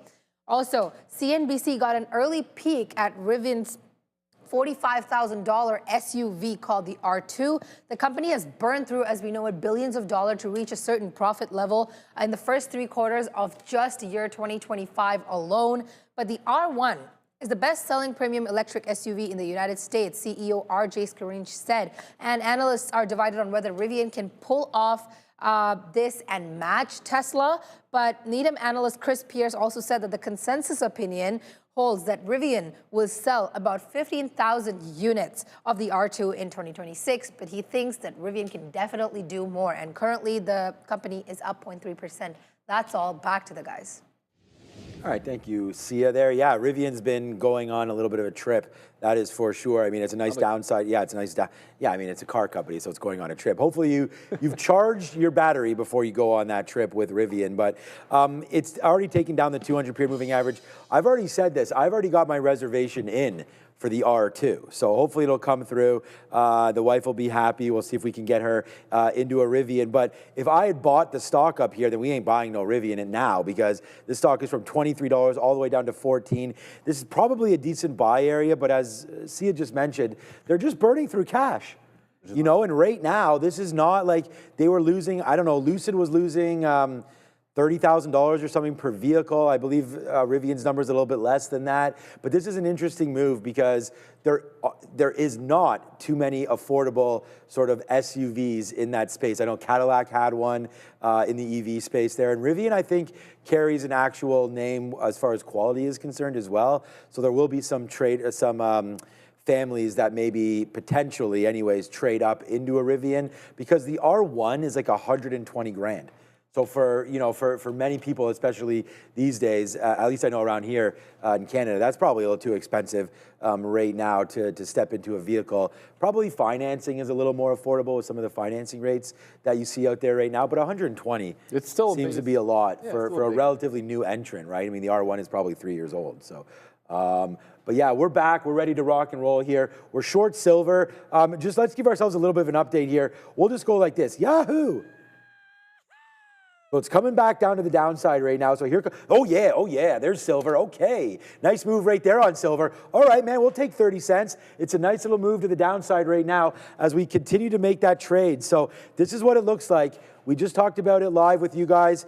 You know, there's the offer, came in. We could not really break 79. We have 79.50 as our VWAP right there. So just a small couple trades here. Boom, to the downside. We're having ourselves a pretty good day here as that rate is now 40 cents in the money and looking to go lower, man. We'll take it. And there goes the TQQs. Let's go, man. We're out of that one. And that was a good trade. We bought the lows. We got out basically at the highs. And there's the break lower. But it's silver right now that's printing just a little bit to that downside. I'm going to go take those. I was telling you, my father-in-law bought my kids when they were little, little silver, little plates of silver, and I think they're like an ounce or two each. Like, and you know, I'm gonna have to look at those. I think they're, you know what? To be honest with you, I think we only had like maybe 10 of them, and silver was, you know, $20 an ounce or something like that. So I'm gonna go back to home tonight and figure out. That's doing much better, but hang on to your physical. But you can't actually trade in your silver. Like if you take your silver to a pawn shop or something, they don't give you, you know, fair value. So just hang on to it. Yeah. And you're good to go. I promise, and before I go back to the trades, Nick, I promise we'd get to your super chat. On the regional banks here. So you're KRE. Really bullish on the KRE. Do you mind going over extended time frame thoughts? So first of all, let me get off C3AI. I'm only on that because I'm in it. If you look only at the daily chart, everyone's going to be impressed with the regional bank ETF on the daily chart. Looks like a big breakout. The only reason I'm a ring the register sum in front of the high. I know a lot of people say you shouldn't sell things in front of highs, but it's like if I was in this, and this is a monthly chart, right? Like if I was in any of these dips a couple of years ago, or if I took this dip like mid last year and you're getting this nice rally, it's not the big percentage mover. If you take a little off, or I suppose you're playing for the big breakout is the other way to look at it. Well, if you bank some profit and then look for maybe an unclean move at the highs. We hear Brian Shannon talk about this all the time when we have him on. Like, instead of looking for the clean break, if you're already long, you could trim, bank some profit, and then if you get the false break and then the dip, you can buy that dip into the maybe cleaner breakout the second time through. That's one way to look at it. But this is a monthly chart. On a monthly chart, you are in a breakout, but you're coming right into the 2022 highs, where there was not a lot of juice. Like, these are all topping tails. Like, you didn't have a single month close above 74, and we're at 72.5. So yeah, above there, there's big time potential breakout, but you do have to worry about what happens and how long we take to get through that bit of a chop zone. So I love the look of the chart. It looks fantastic. I've never been in the regionals myself. If I'm real, in the financial sector, I own a couple of Canadian banks, my personal account, Morgan Stanley, and SoFi. And Canadian banks are pretty. You take some risk with the U.S. ones because if you own Canadian banks, they're very secure. Like, it's not like the U.S.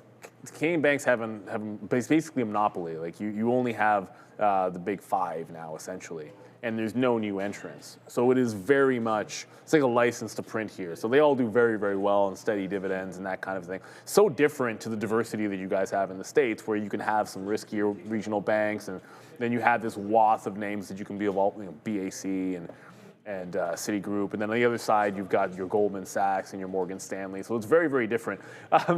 Vancouver Island says LOL except for TD Bank. The hilarious thing is I actually own some TD Bank. Yeah, TD Bank has the most U.S. exposure, and yeah, they had some issues. Let's just leave it at they had some issues with TD Bank recently.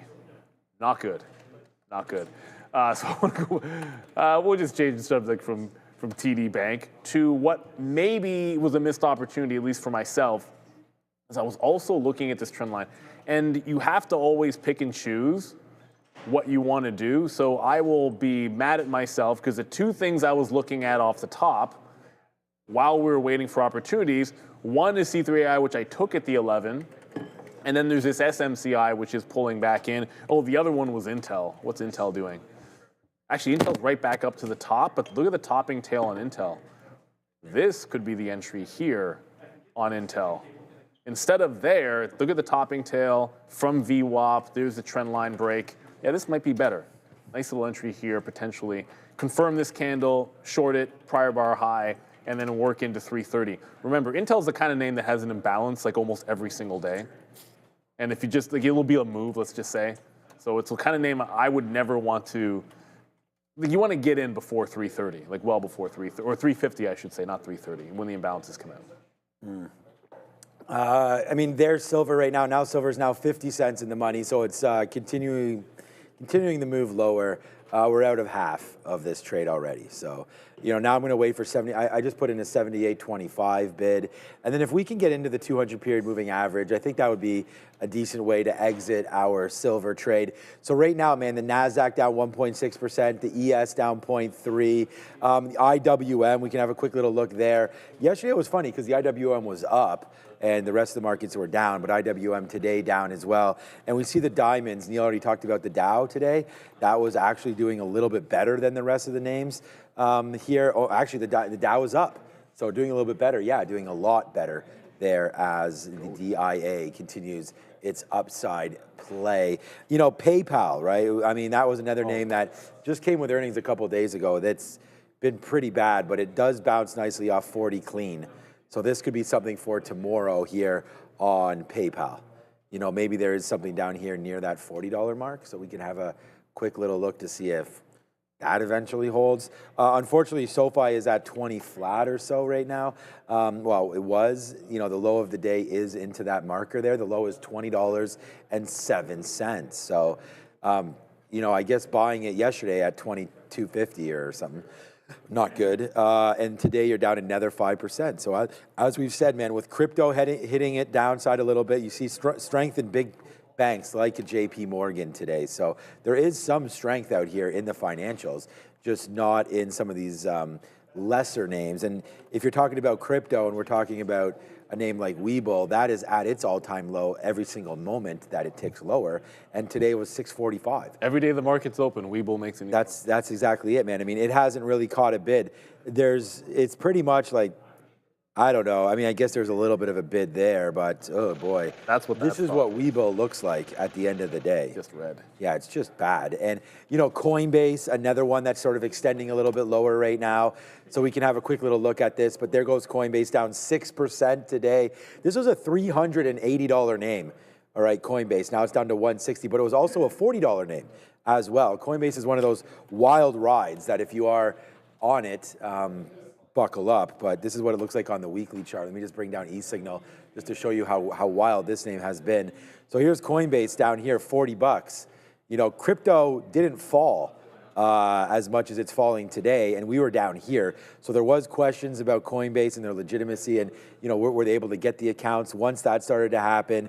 And we had some different acts to follow. Coinbase, what was the last one? There was some sort of legislation that just did not get passed, and Coinbase was not happy with that decision. But the idea right here is, look where you've fallen back into on Coinbase. Like, this is the 200 period moving average. You're right here on the monthly chart. I think the lower of lows would be this 145 or so area. But this name, like Coinbase, was just $400 back in October, you know, of 25, sorry, September of 25. This is just a weekly chart. So if we sort of go this way, just to show you, this is very dramatic. This is just weekly candles. There it is right there, 300 up to $400 back in October. You know, checks the you know, current timing right now. We're just in February, early February.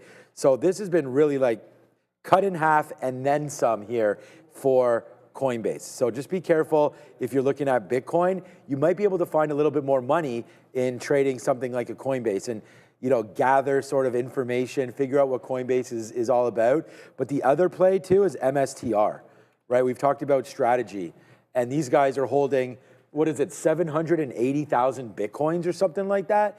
That is a downside pressure point for MSTR again, just getting hit. We've questioned where the liquidation point is on MSTR, and then Michael Saylor's come out and sort of said, liquidation, what's that? He does not plan on doing anything as far as liquidating this position.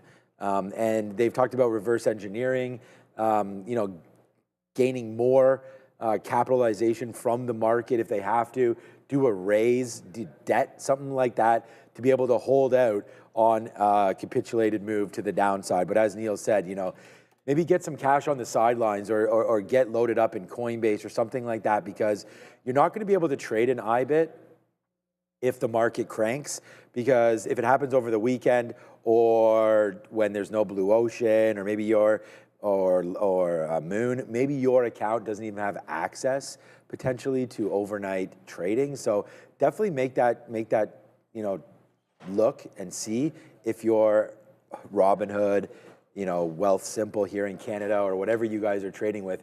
Just make sure you do have access to an overnight market, because if there is anything, as Neil mentioned, just be careful with your crypto potentially getting liquidated at some point. You're not going to if you're on IBIT, you know, unless you've margined it. But, you know, we do see that the crypto market is very, very heavy tied to margins.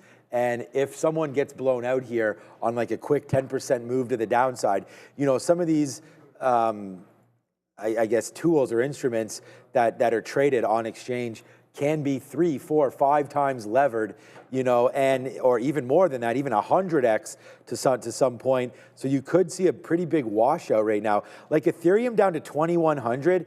Someone said that this was, what is Ripple at right now? So Ripple's down to 154. Wow, like these things were $3 not even that long ago.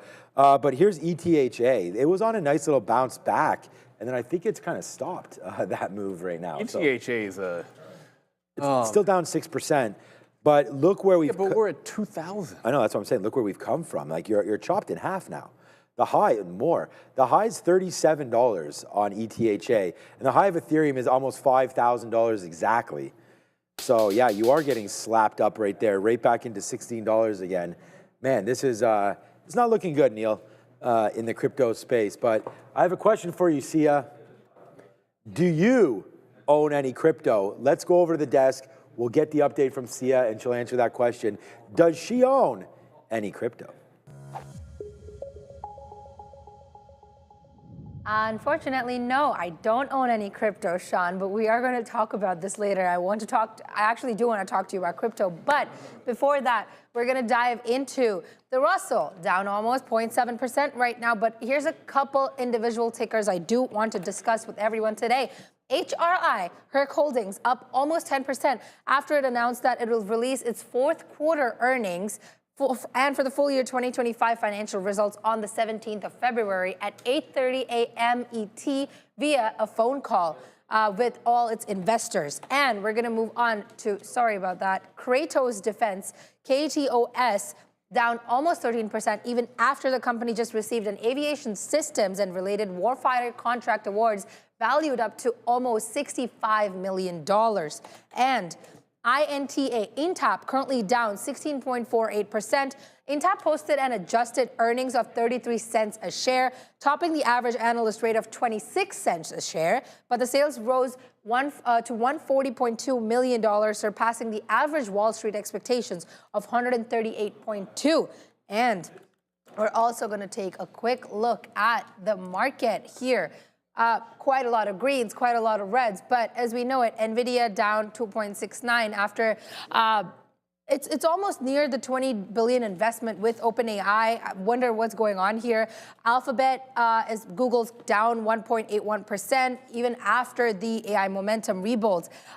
Tesla is trading down 3.46% after the Europe hit and the China sales being missed, even though Shanghai reported good, even though it was a rise in 9.32% in sales in Shanghai, it's not looking good for Tesla at the moment. But Microsoft is doing pretty good compared to everything else right now, and I don't have anything big.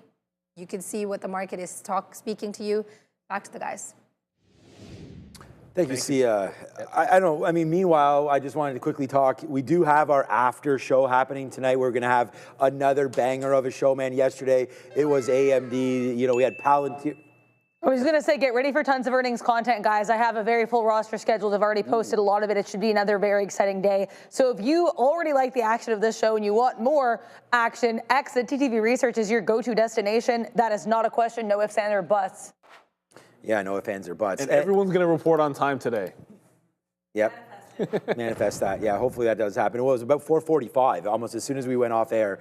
But okay, look what's happening, man. We gave you this trade moments ago, and now silver is now in the dollar club as we approach $78 right now. There's the short of, not of the day. I think there's been better shorts, obviously, but the shorts of the afternoon for me, just because it's working out. Down into the 200 period. We said we would take a fill. I actually did not put one down there at 77.90s, but if it does come back in, we'll take that fill. It's now $1 in the money. We actually talked about that going over to that name, and we played it quite well there on SLV. Look what Apple's doing, man. This was the break that we talked about. Just don't have it. Wow. People in the chat, thank you so much for the love there. Like, you guys saying you have the 276 break. You're welcome, but you guys are the ones that pushed the button. So there goes Apple. Wow.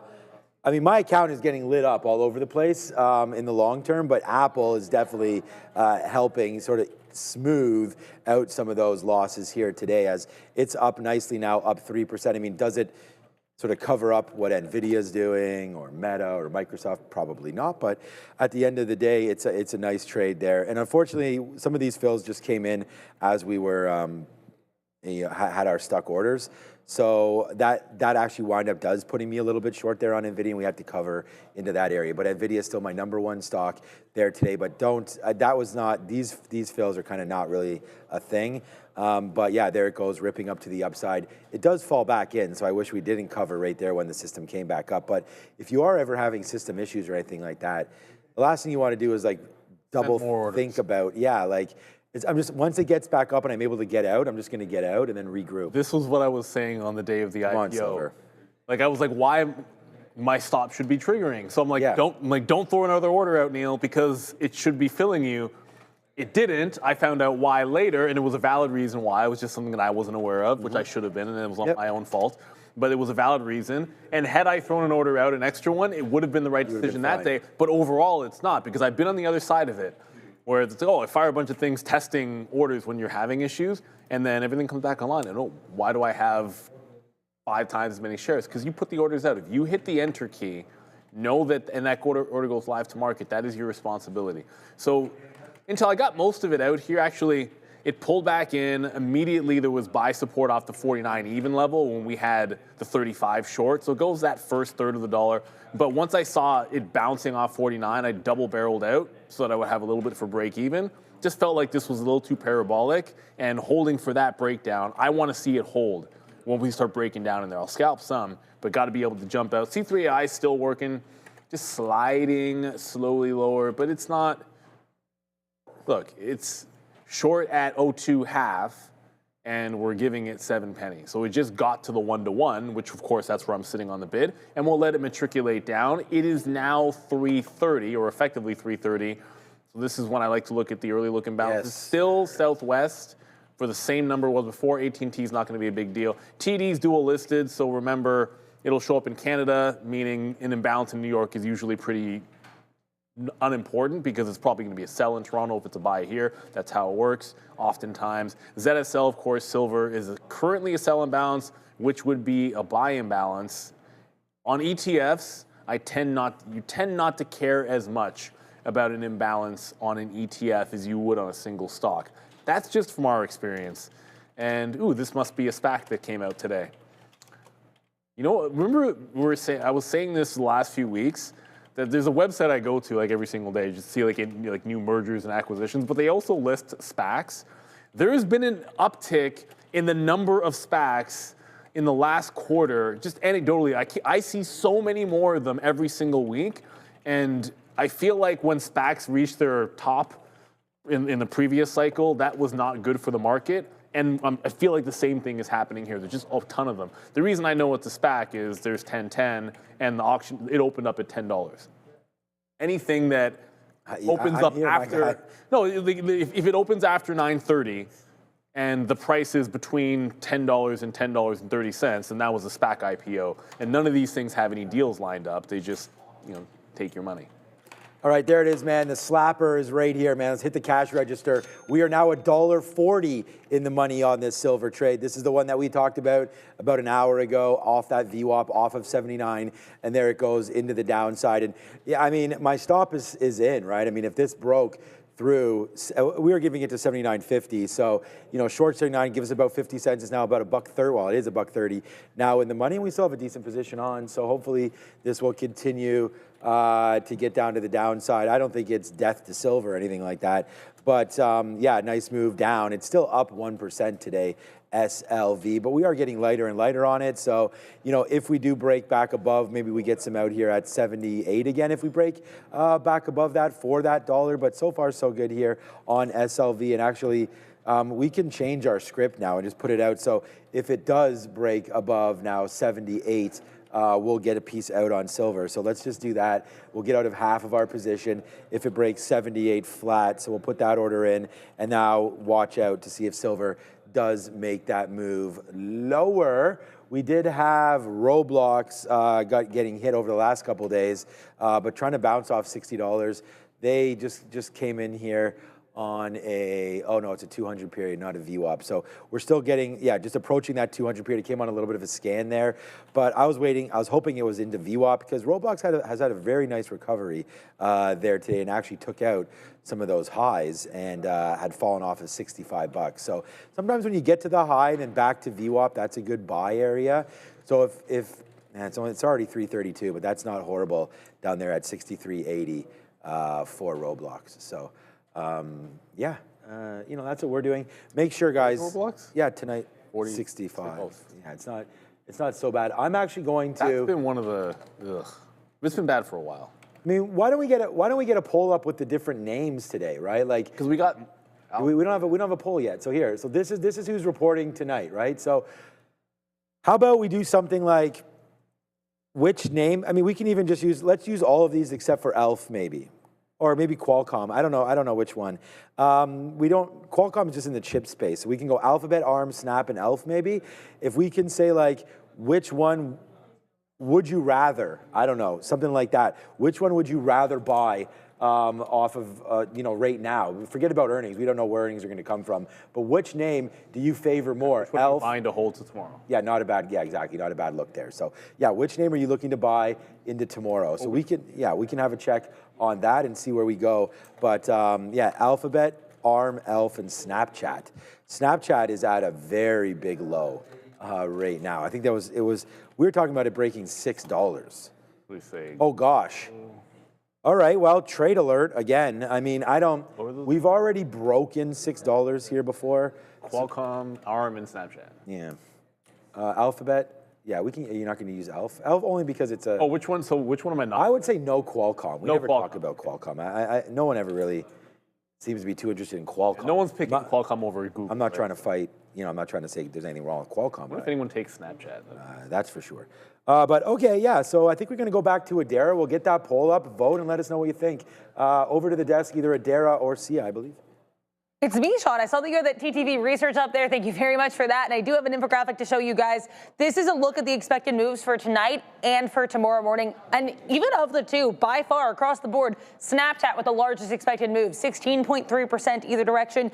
ELF Beauty coming in a close second place with a 13.7% expected move. Peloton in third with a 13.5% expected move. So those three are really the only double-digit expected moves we have, though we do have Estee Lauder tomorrow morning, which, fun fact, one of the Estee Lauder heirs is actually the wife of Kevin Warsh, new Fed chair. So fun EL connection. Maybe keep an eye on that. But either way, kind of the marquee names tonight, Alphabet, Qualcomm, and ARM, they all have expected moves of roughly 6 to 9%. So relatively small compared to the likes of ELF and Snap. But again, for all these earnings and for all that earnings content, join Sean, Neil, myself, Brendan at this desk, 4 p.m. Don't be late. Don't be late, and almost immediately, we already have about 300 votes. Yeah, it's Alphabet, and it's not close. I feel like this could be one of those, nobody's just comfortable picking any of the other ones. I own ARM, and I think it's got another 15, 20% downside in it, at least when I look at the chart. Snapchat, maybe you're hoping for it. Yeah, you're hoping they get picked up by somebody, I think, at this point for Snapchat. ELF, I don't know. I don't know enough about them. So 73% is now up to 360 votes are with Alphabet. That's probably the highest percentage we've ever gotten on one of these polls. I'm being real. Usually there's at least some kind of a regular distribution here. I mean, we could have gone with Qualcomm. You and I said that maybe the poll was a little, a little biased. Yeah, but I think everyone's going to. But who's picking Qualcomm over Alphabet? I mean, here's the Qualcomm chart. This looks pretty bad too, man. That's this what is I'm saying. I don't like know. Straight down from 182 all the way down to 152. But the thing about Qualcomm is, at least you're running into some areas here. And of course, like we say that just kind of tongue-in-cheek a little bit because like we don't expect anyone to be buying any names before earnings.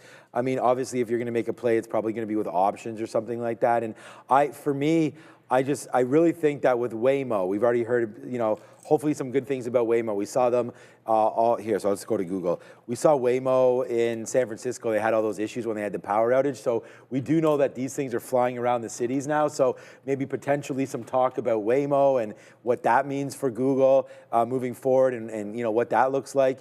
The problem is that we had a bad number from Azure. So let's see if the Google Cloud can also well, not also. We'd like to see them have some growth in the cloud space. So we'll have to wait to see if Google does have that sort of underneath it today. It's also an opportunity, though, in that given that Microsoft disappointed, if Alphabet actually can do better than Microsoft, I think they get like an extra benefit there. Because of the way people were selling off Microsoft. Now they'll have, now this compares really well. That's an area of growth that Alphabet needs because they're so heavily reliant upon, obviously, advertising at this point. It could be a way for them to differentiate themselves if you're just looking for the bull case. But I think why everyone is saying this name is not because you think it's maybe priced the best. It's the moat around it. And it's also not the worst valuation in the Mag 7. I know, look at the chart. You wouldn't think that the chart that looks like this would be one of the more reasonable valuations, but it is true. It's also true that we got to get to the desk with Sia. That is also true. Thank you, Neil. So markets are getting ready for weak U.S. jobs data. Today, the ADP employment change came out, and we're waiting for the non-farm payrolls to come out Friday. Forecasts are not showing the greatest private sector growth at the moment. The dovish Fed expectations are also rising as we know it, which is pressuring the USD to be a bit lower across all majors, Euro to USD, USD to CAD. And Kevin Warsh also added caution, urging the Fed to avoid overreacting to labor softness. But we're also going to take a look at the Euro. The Euro is showing strength at 1.16, up 0.05%. Traders are awaiting Eurozone inflation data as we know it. And ECB policy signals are also currently in focus, with Euro to Japanese yen also gaining ground at the moment. And yen is also currently under pressure globally. Japanese yen to USD down 0.52% to 152.05, but the yen is broadly weak currently and is pressured by its low yield environment. But no major BOJ headlines as of today, and intervention chatter is lingering below 152. That's all. Okay. There's no chance to Japan intervene in their currency? BOJ? No, the Bank of Japan they don't do that. It's not going to happen. Everything's fine. That's why Bitcoin's going to be so good, right? I mean, you know, look at the EWJ though. I mean, we say this is an ETF for Japan, and they're at highs and breaking out right now. So I don't know if the bank needs to interfere at all, but there goes EWJ, as there's been a huge outperformance, man, in emerging, not that Japan's an emerging market, but in markets outside of the United States. If you see the EEM, I mean, this is the emerging markets ETF, and this just looks like, you know, we're worried about the Nasdaq. The thing about these emerging markets, obviously they're going to be a lot more focused on energy plays and more about the consumer, but this is starting to go to the upside as well. And, you know, what relative overperformance in the EEM versus both the Nasdaq and the S&P 500. So lots of love for growing markets. And EWZ, the Brazilian ETF, has also been on one a little bit as well as of late. I mean, today, I don't think saved nothing today, but that's just coming off of highs as well, EWZ. What's up, Dara? What's up here? Well, not up, but what's on watch here is going to be META. Now, huge asterisk around this report. I have a report from The Information, which we know sometimes is kind of sketchy when it comes to these AI stories, but they are citing an internal memo from Meta in which Meta says that their new LLM is the most capable to date. So Meta reportedly claiming capability of their new LLM. I have no other details, though. Back to you. I mean, it's supposed I meant to say that, actually. Like, what? I don't know. Like, oh, our latest. You're in a tech business. Your latest everything is supposed to be its most capable, let alone, of course, the LLM, which has been a disappointment. Like Llama, everyone harps on ChatGPT, but I've never heard too many people saying that Llama's any good. If anything, it probably falls even further behind. I use it. I only ever use it out of convenience. Like I'm in WhatsApp, and I just don't want to. Is that what Llama is? It's attached. Well, that's it's a. Yeah, I never. It's embedded in WhatsApp. So if I'm in a conversation, I have a quick thing that I want to ask. It's a complete convenience thing. I'll usually use it. Outside of that, I'm always on Gemini. I just go into the Gemini app. But Meta languishing 3% to the downside. Whoops, there's your e-signal chart. So much for the 50 period. Sorry, so much for the 200 period moving average. You just lost that today. But we're still making higher highs with Meta, at least. I think that's a good sign. With about 7 minutes to go till the imbalances, quick double check. Nothing has changed. Still AT&T, still Southwest. I don't see, not that it matters, but I don't see that buy imbalance on ZSL that was there before. So that seems to at least be gone, which of course, a buy imbalance on ZSL would be a sell imbalance on silver. I don't see it there anymore, so it's completely gone. But in 7 minutes, all of this is going to update. The second of the shorts, looks like Intel might have ended up better than C3AI, because it kind of got down to that 1-to-1. Now we're pressing the highs. I'm not moving the stop. If it breaks out this local high here, I'm jumping out of it. At this point, with this little time left, I'm probably not going to reload either, because you're pretty bullish. Like, this is to the credit of C3AI. It's up 3% into a down market. And as much as I've said doom and gloom, heck, it's bouncing off $10 like it was a SPAC. I don't think this one was a SPAC. I think it was a traditional IPO. But yeah, this is a pretty clean bounce off the $10 level. Personally, I wouldn't be trying to go long down here. But there was that rumor. There was a rumor that they had an interested party for an acquisition, and that was just last week.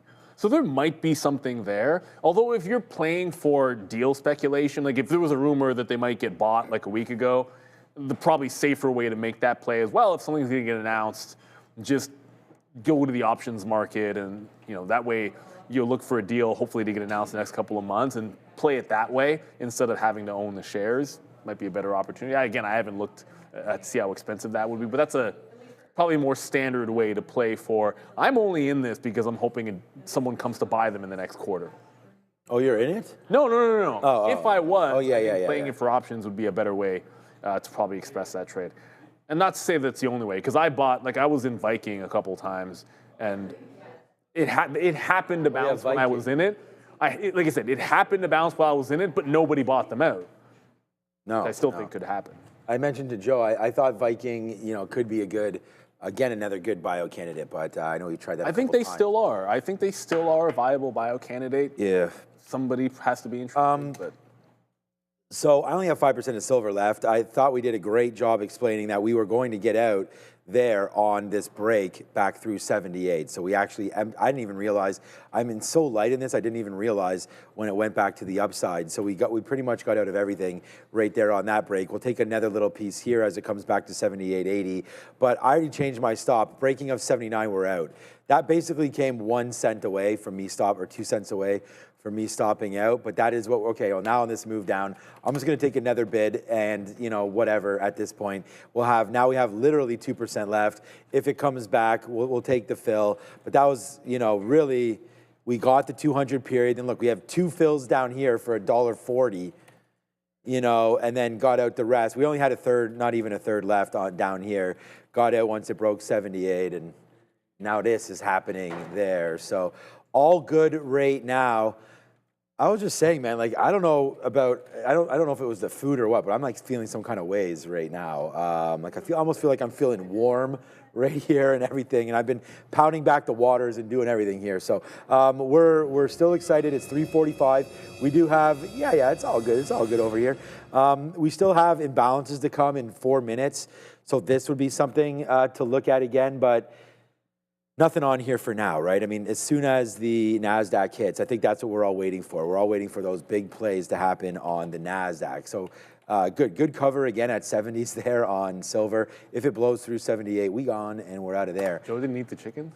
I don't know if Joe ate the chicken or not. I crushed my chicken. My chicken was potentially a little under, and I just had a couple bites of it, and then I threw it back. The mac and cheese was legit, though. I mean, you can't. It was okay for a catered mac and cheese. Yeah, but I'm not expecting. Don't tell your Yeah, I was gonna say, don't tell your family members that you. Yeah, my aunt will throw down way better than that, but I'm not expecting to get that. Even my kids, they used to like craft dinner and stuff. Now they don't really. Once you have the homemade stuff, it's kind of like. Yeah, now it's nah, we'll just pass on all of that. Well, I was just gonna say 3 guesses if I ate the jerk chicken or not. Ooh. Of course not. That'd be a no. But the mac and cheese was excellent, and I like mac and cheese, so that says something. I mean, you're not feeling that well, or was it just a no for you in general? Okay, so the spice is always a concern. Okay. But I tried a little bit of it, and it was like you said, I just decided that the underness was gonna make it over for me. All right, so oh man. So you're saying I shouldn't have polished that chicken off in I even asked Neil. Neil's like, oh no, the chicken was aight. I was like, okay, It was jerk chicken. You know what, to be perfectly honest, if I'm being real about it, I didn't actually even check to see how it was cooked. I was just like, we're getting jerk chicken. Like this? It wasn't even that. It was one little piece, man. Oh, man. I was done so fast. I did go back and I got another. Dude, I'm eating it with the mac and cheese. So let's be real. I mean, it's the kind of thing that you probably should notice, but I didn't notice, man. So it'll be a break-even trade for me on C3AI. You should be. I'm being dead honest. I actually couldn't tell you how mine was cooked because it didn't last long enough for me to pay attention. That's funny. That's actually not cool. You should always check. Oh no, yeah, of course. I mean, don't advise anybody not to check their food, but. I have an iron stomach, by the way. I'm not even making up. I've always had an iron stomach. So break even here. No, I feel fine. I've never even been sick. 2 minutes to go. Still nothing on. Oh, BM&R just popped up on the locator. 1.7 million to the sell side. Not the first time we've seen these guys in the locator. It hasn't mattered much. FXI is there for $1 million, but again, it's all ETFs on the locator today. SOXL, SOXS, K-Web's in here. Very heavily weighted to some ETFs. Hey, there's a stock that is not having a good time of it. 8% to the downside. Imagine, not a good day for Tom Lee, because if you look at what's been happening in BM&R and crypto in general, ETH, and then throw in AMD today down 17% because he owns a boat of that company. What do you say, 2%, something like that? Was it 2%? What, Tom Mr. Lee? Beast? No, Tom Lee. Yeah, for owning what? AMD.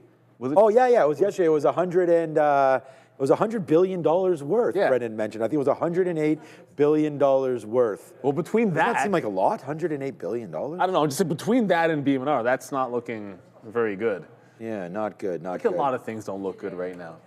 To the fairness of the caterers, I wasn't feeling that hot this morning. I had some Advil earlier on, and just wasn't feeling the greatest today. Yeah. I'm not trying to slam. But and this is one thing. I got West Indian blood, man. My thing about jerk chicken, the seasoning was all just on the skin. So like, it's not actually right. baked, So if you peel the skin off, there was essentially zero seasoning in the chicken. So what, like if I eat the skin, which I'm prone to do because like there was a lot of it, I'm like, the skin's really good. But then you eat the chicken, and I'm like, this is just basically regular chicken after the fact. That's like, not. How is Tom Lee pumping AMD and Ethereum?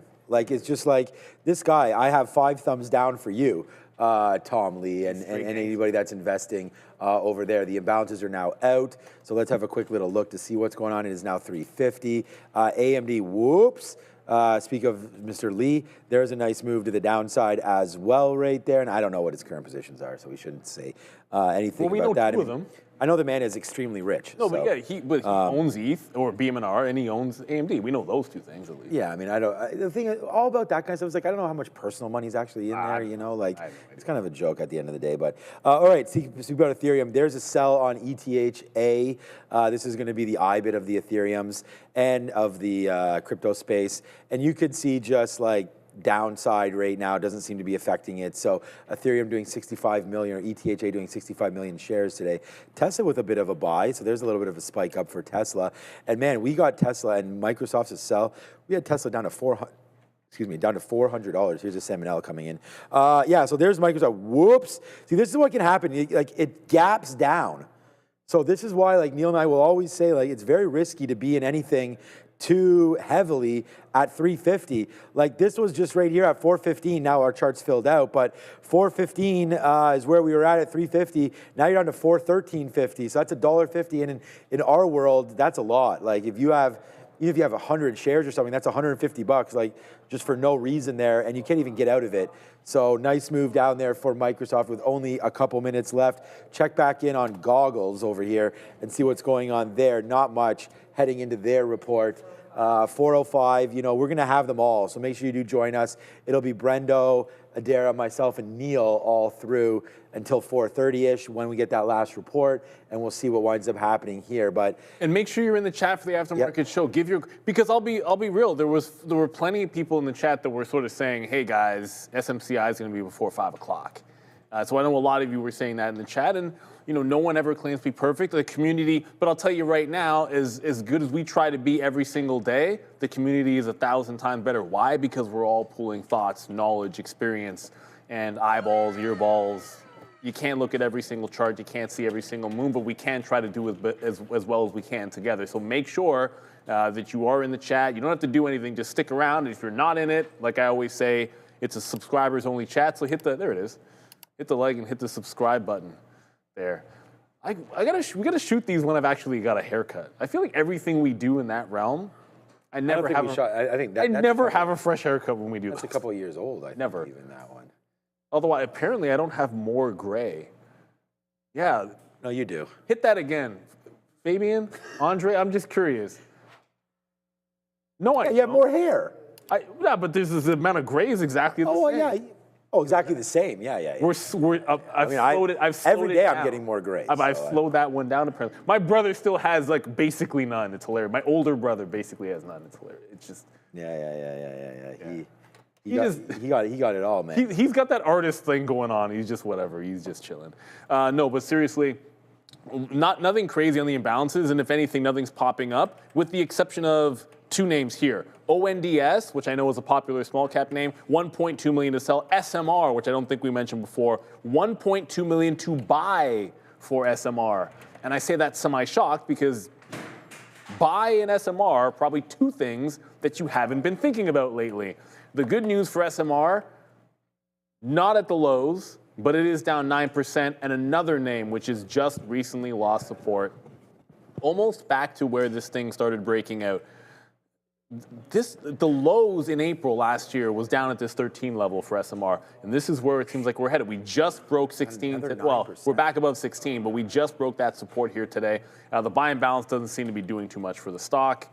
It popped about 5 or 10 cents here, not much of a follow through. And remember, if you're long because there's an imbalance or you happen to be long this stock, at 355, often these things will start to pair off or have a pairing event. So I would suspect that 1.2 is going to go somewhere lower in less than 30 seconds, in 30 seconds now. Yeah, I don't know. We could go over to, is it Darius still back there? No, okay, I was going to say because, it's going to be 4:05, 4:15, all of the reports coming at you immediately. So please make sure you do stay with us. We're going to have everything for you. And in what's been such an active earnings season as far as the moves, you don't want to miss this one. I mean, Snapchat is just, down at that 6, whether or not you own Snapchat or not, this should be a real interesting report. See what happens with Snapchat there today. We have the big one that everyone is, imagine Google somehow misses. I just let's imagine, or guides lower. I would rather actually not imagine that, but let's not. Is anybody willing to sell their shares here before earnings? I have a monster. We all have monster winners on. I've never sold a share of Google or Apple. Yeah, that's what I'm saying. So if you have shares on board right now, you probably don't want to sell them. I mean, you love the name, and the risk is, I don't know, to the upside normally, but to the downside, I think today is what you're really worried about it right now. So we'll see if this 50 period, how could you be mad? If you got out right now, not a horrible play is just to get out. It does. You pull up the chart, I'm like, it does look like a trend. If you just get out now, you're only back to where you were Monday or Friday right there. And, so you're okay. You could get out and not worry about that move. But then what if the beat is here and you take out 350 and you're like, what have I done? So, yeah, Google is going to be a really interesting name. And I just worry that if we do lose this bid, man, I mean, let's just look at things here. Meta already, lost their bid. Microsoft is going to be the next one that we need to talk about, right? That's lost their bid a long time ago. And, that earnings was like, whoops, right down there to the downside. You actually had a nice battle back, and then you didn't off earnings, right? And so that strategy would have been nice to clear some out before earnings right there on Microsoft. Nvidia is literally losing right now its support. So if we lose this area here of 171, then it's oops-a-daisies on this one as well, as that comes into the 200 period, and then we see about a hold over there. AMD's already gone. Amazon is sort of, they report tomorrow. So it's like, okay, what will Amazon's fate be? They've already lost from the top, and they're right back down into the 50 period. But the thing about Amazon is, and we've all talked about this, is that they've looked real good off that 200. So if they wind up losing that, then what are traders that are 200 period buyers going to do? Probably sell, because now it's broken back down below. So all these names continue to get beat up here. We'll hope that Google can sort of save this. I mean, SMCI, and we haven't looked at this all afternoon. I haven't. Where are we going out on this one? So we're going out near the highs. So that's good. At least a name here that winds up beating, kind of surprising everybody out of the blue. Looks like it'll hold near the highs. I don't expect anything to really be at the highs right now, but near the highs for SMCI and still holding some of that bid. And then before I throw back to Neil, we only have a minute left, and then we got to go back over to the big desk there. PLTR, I just want to check the heat on this one today. So finally off the lows of 135, but still down 12% for Palantir. Man, it's looking nasty out here. It's definitely looking nasty as the market does not roll over, but catches a little bit of a turn. The good news is we're not going to end up at the lows, right? Anytime you're not ending at the low of the day on a day like today, I think you take it as a small win, but none of it's going to matter if we're blaming some of today on AMD and we're blaming some of yesterday or 2 days ago on Palantir. Well, Alphabet is a heck of a lot bigger and a heck of a lot more important than either of those two names. So we got to buckle up, get ourselves locked and loaded, because one of the most important companies in the entire market is going to be reporting in just under 90 seconds. So we're going to fire you guys over to Brendan. There, you don't have to do anything except turn around, sit back, relax, jump into the chat, hit the like and subscribe, and we've got earnings bonanza with Alphabet in just a matter of minutes. We'll see you on the other side here. All right, thanks, guys. Yeah, let's get you set here for what is to come in a matter of moments, about 2 minutes away. This is going to come fast and furious right out of the gate here. Google's actually set for 4 o'clock right on the nose, so it might even be the first one out of the gate. Marking coming off a little bit here into the close, as the guys were saying. We'll see how things finish right now. Looks like it is going to be red, though. Definitely for the Nasdaq. The S&P was making a move there, but looks like it's stalling out as we head towards the close. So 2 days in a row here for the Nasdaq downside. Why don't we just set things up here as far as Google is concerned, because we could see that, as I said, right here at 4 o'clock. So give us an overview of what we're expecting. Yeah, what we're expecting here, Brendan, is revenue, $94.69 billion. That would be down sequentially. Though earnings here, $2.58 per share. Last quarter, 16% year-over-year revenue growth, well above estimates. Growth in every single one of their reporting segments. So nice look there. Forward guidance here for Capex for the fiscal year, $91 to $93 billion. So that's going to be interesting to see what kind of comes of the Capex spending. But yeah, I mean, this quick Google overview for sure. Qualcomm also at 4 o'clock. Yeah, and then we'll get Snapchat among a few others coming up after the close tonight as well. So Dara's going to get set, try and find these numbers as soon as we possibly can get to them. I was just seeing a note on Meta. It was a few minutes ago, but Meta made a bit of a move into the close on the downside. They were talking about their new LLM and how it's the most capable yet to date, I guess, for Meta anyways, but it had no effect on the stock. It was still selling off into the close. So any moment now, we should see numbers flashing by the screen here for Google. We'll bring Google up here to get set and ready for any kind of move that comes through. Hopefully they don't pull a SMCI from yesterday and take their time here tonight. I see on the schedule actually at 4 o'clock, so not seeing anything yet. Darius refreshing. I have Qualcomm. Looks like QCOM is out. Yeah, I just have to go, and I love when they send me a link to their website. Give me 2 seconds here. But yeah, so Q4 earnings for Qualcomm. Okay, revenue is going to be up year over year. That's going to be $11.27 billion, if I remember correctly, more or less in line with estimates. Then we had earnings before taxes, EBIT. That's going to be up 14% year over year. Revenue up 10% year over year. Net loss. They reported a net loss this year. If I get more context, I'll let you know. But that apparently is down from what I'm seeing on their website, 207% year over year. So the net loss could be what's killing Qualcomm. Initial move downside here for QCOM shares. We're coming back higher right now, guys, back above yesterday's low. We'll keep an eye out here for anything Google related. Not yet, but thoughts on QCOM? But I think the issue here is no one wants to hit the keys until Alphabet probably pops in. But there is a little bit of a bounce happening. It's only down a couple of percentage points. Effectively just went to yesterday's low and bouncing back. So I think I'd almost categorize that as not too bad. Okay, now it's starting to hit the bid a little bit more on Qualcomm. Like the second I said I was starting to see a little bit of a bid, the stock starts coming back out. But I think everyone's just sitting on their hands for Alphabet, and now you're breaking through the low of the day here. So we are expecting the bigger name to come through. But if you look, if we're being real, Alphabet's so priced to perfection up here, and here we go. Yeah, now they're starting to move around on Alphabet, so forget about Qualcomm, the big daddy.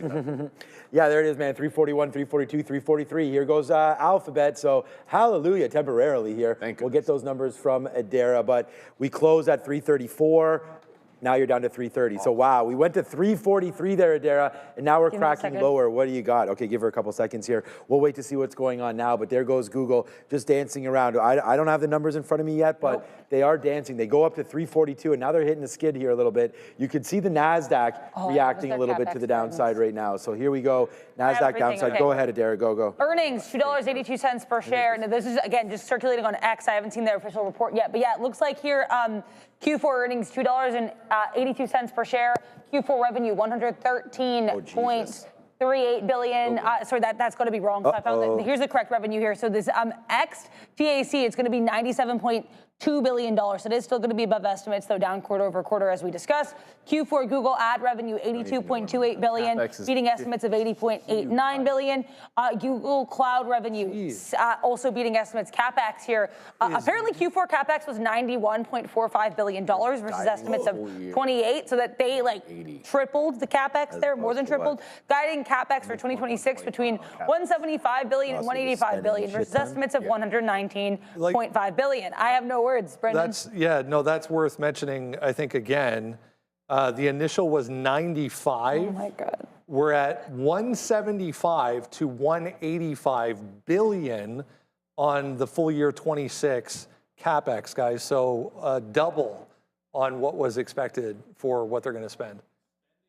Absolutely nowhere. The only positive takeaway for that is at least okay, well, Meta confirmed this and Microsoft confirmed this and they've confirmed it as well. You might not like it. You might not like it with the stock because it's down 9%, but at least it puts some air under names like GEV. It gives them a bit of a bid because the build out's still going to have to be there. I think it strengthens maybe a Caterpillar as well. There's positives here, if not for the fact that, let's be real, this is tanking the stock right now. You're now down 9%. And looking nasty. We were polling the viewers, Sean, and everyone's like, well, out of the four, Google was the only one people were remotely comfortable buying. They still might be right because you might still be right. You sure? Yeah, like 9, 8, 7, 8%. What were we down today on Google, anyways? Weren't we down like 2% or so? So the move right here is down 7 and a bit, and yeah, like you just hit the 50-period moving average. We'll see if we can bounce off of that, but it's looking like it wants to hold in and around 3 bills, and we're going to continue to parse through those numbers. But yeah, they're not, unless we see a big revenue number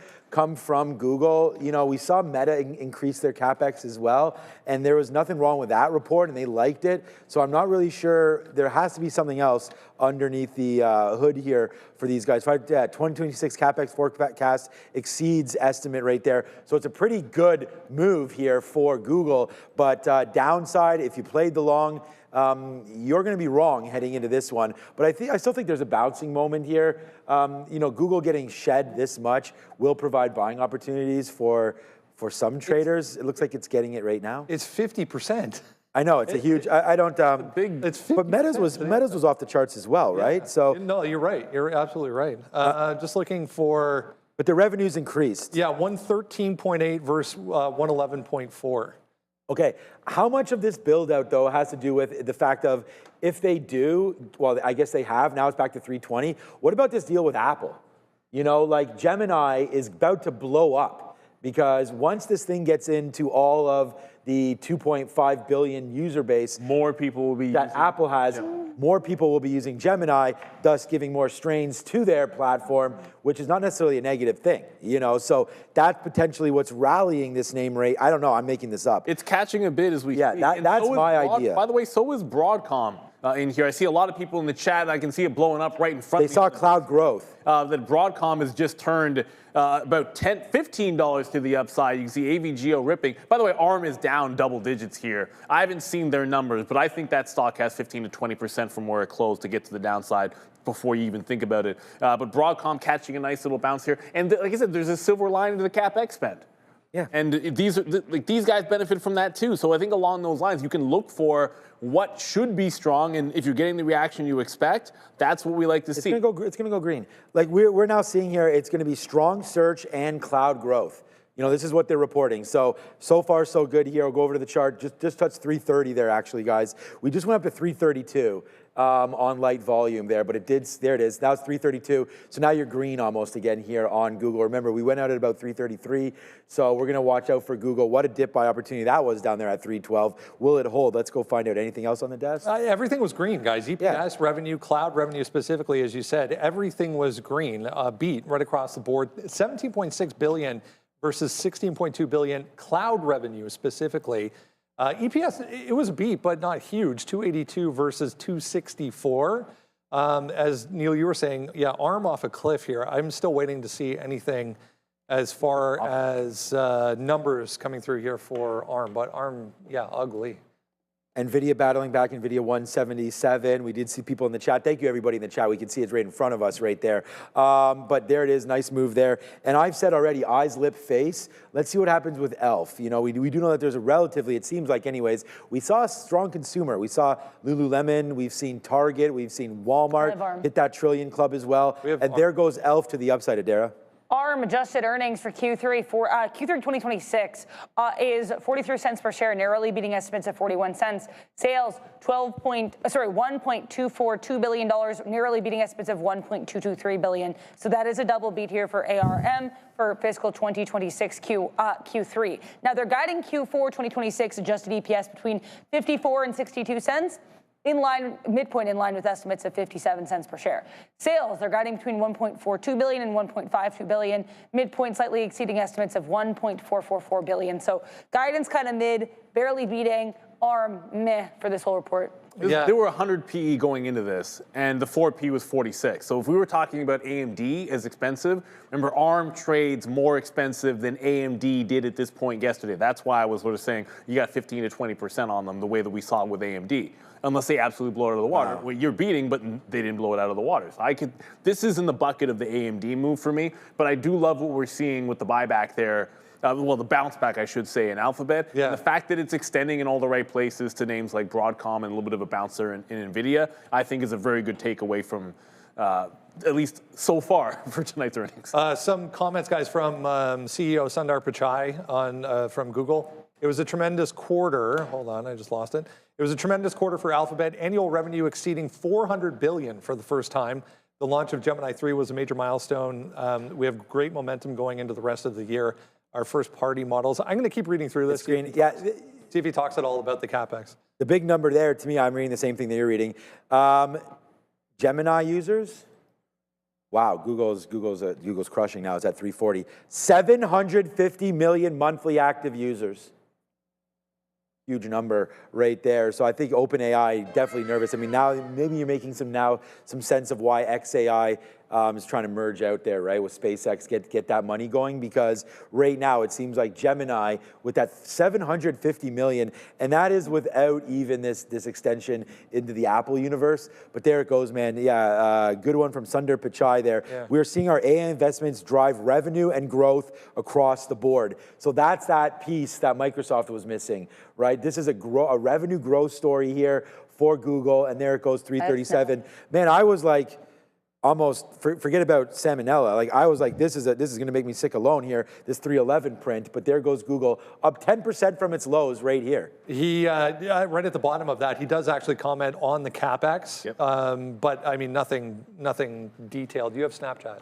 I do have Snapchat. So not the app, but the earnings here. 10% year-over-year increase in Q4 revenue for them to $1.716 billion. That narrowly beats estimates of $1.7 billion. Q4 gross margin up 4 percentage points, sequentially 2 percentage points year over year to 59%. Ooh. Way better than SMCI's gross margin. Nice look there for Snapchat. Again, revenue, it is going to be up there year over year. Net loss, smaller on a year over year basis, which for Snapchat, that is a metric we're definitely going to care about here.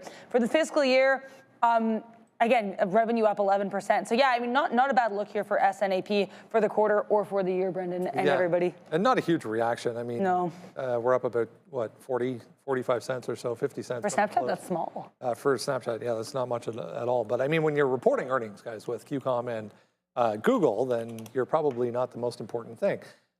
Google, yeah, back to basically where we ended the day at this point after popping back up. But I'm just seeing ARM. Yeah, I mean, just as we were saying, ELF too, guys, EPS at $1.24 versus 72 cents. Revenue 489 versus 461. So it looks like ELF was a beat. Yeah, there we go. So ELF through 97, 98 bucks here. Wow, that high now, eh? Okay. It was that 100 level. It had a very similar look to it, if I remember correctly. 16%. As remember, we were talking about Starbucks, and I feel like the look on ELF was very similar to it. I just want to pull it, if we can pull it up. Actually, I want to give it to eSignal. I'll shout it over to eSignal because I want to get the higher time frame, and I want that weekly chart. By the way, that's a nasty weekly chart on Snapchat.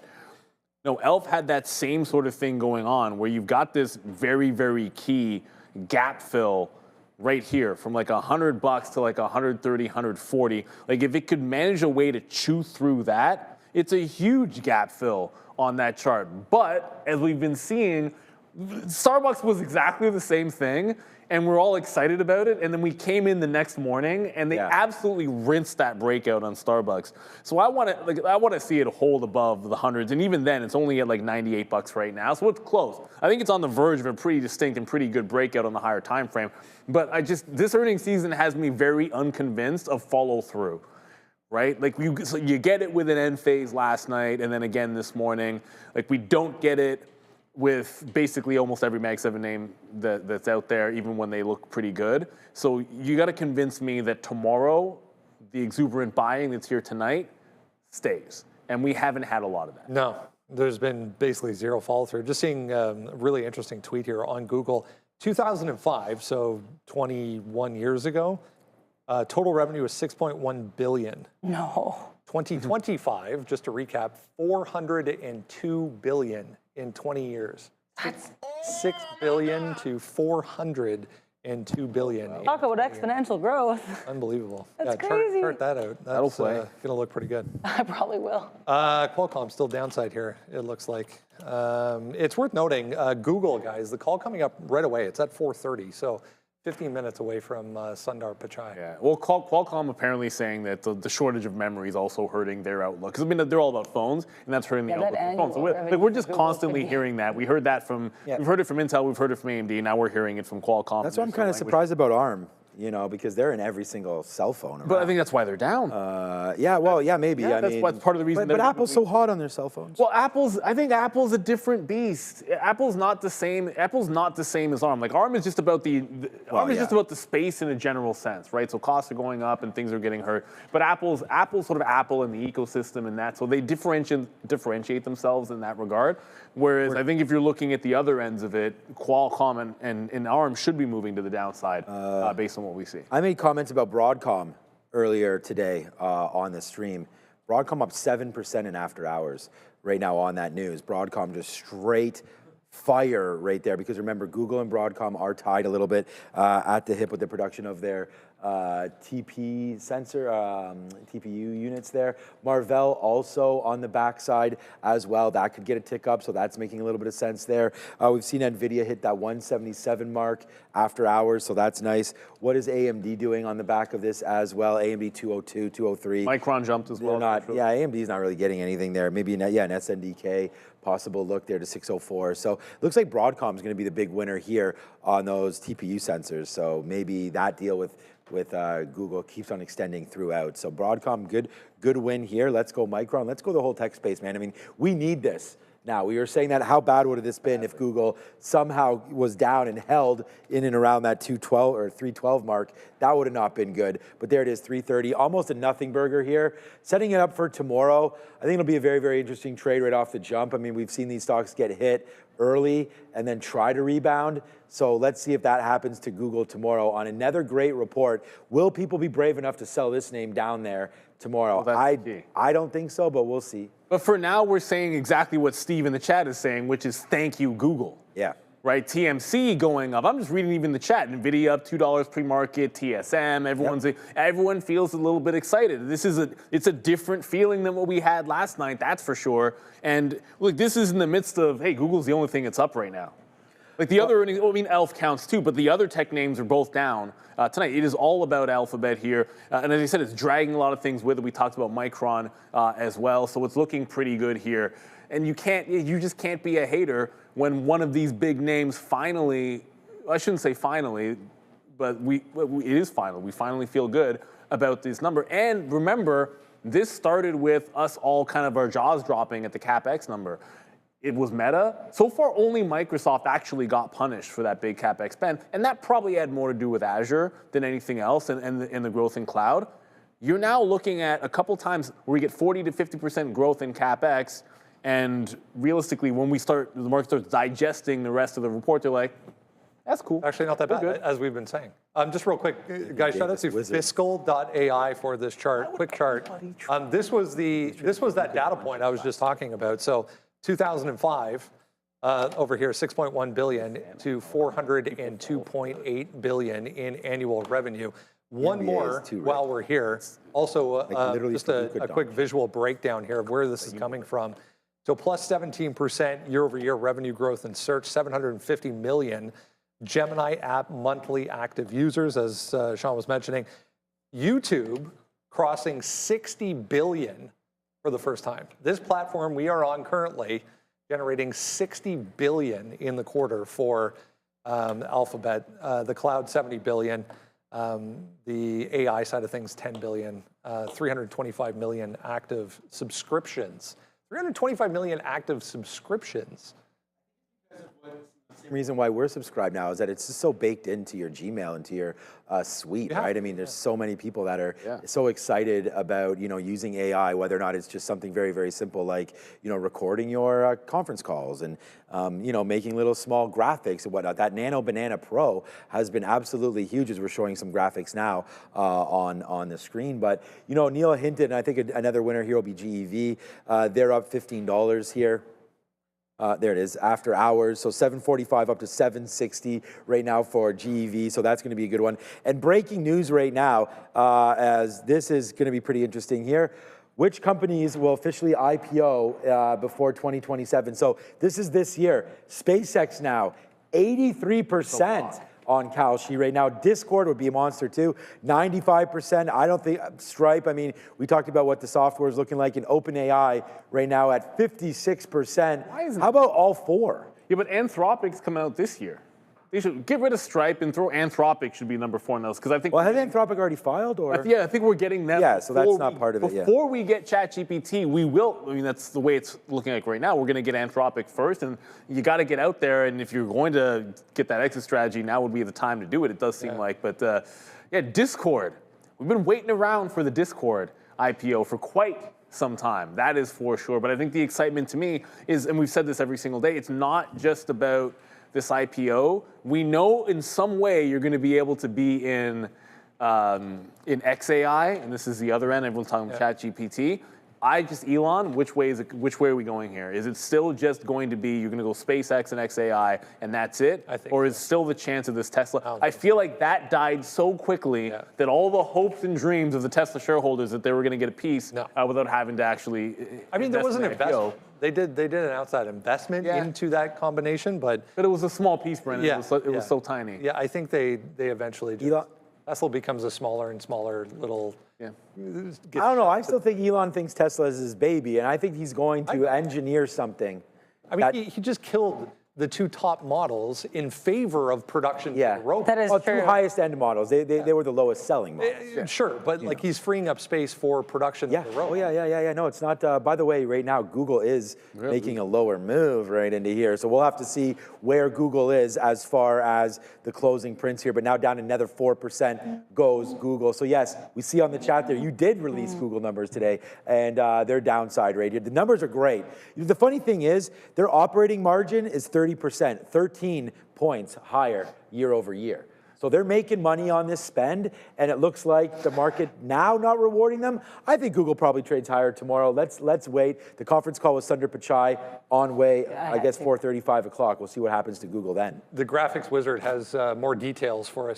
This earnings report. Go for it. Thank you, Brendan. I had to show this one with Sundar Pichai waving to us all from this little pie chart. So here's an updated look at the company's revenue breakdown for the core Google business. Google Search and other remaining at just over half the business. YouTube ads here at 10%. Google Network 6.9%. Google Subs just under 12%. Google Cloud about 15.5%. And then this other bets and hedging, this is always like very, very small, but this right now 0.3% of the business. There will be another one just kind of updating how all of these things look on like an actual dollar basis year over year that I have not posted yet. But this has not even been posted yet on Exit TTV Research. You guys are getting a preview. It's going to come out right at 4:30 when that call begins. So you can enjoy this with Sundar and co. I mean, that subs number is just almost 12% on the quarter, guys, and still above 300 million active users. Yeah, but take another step back.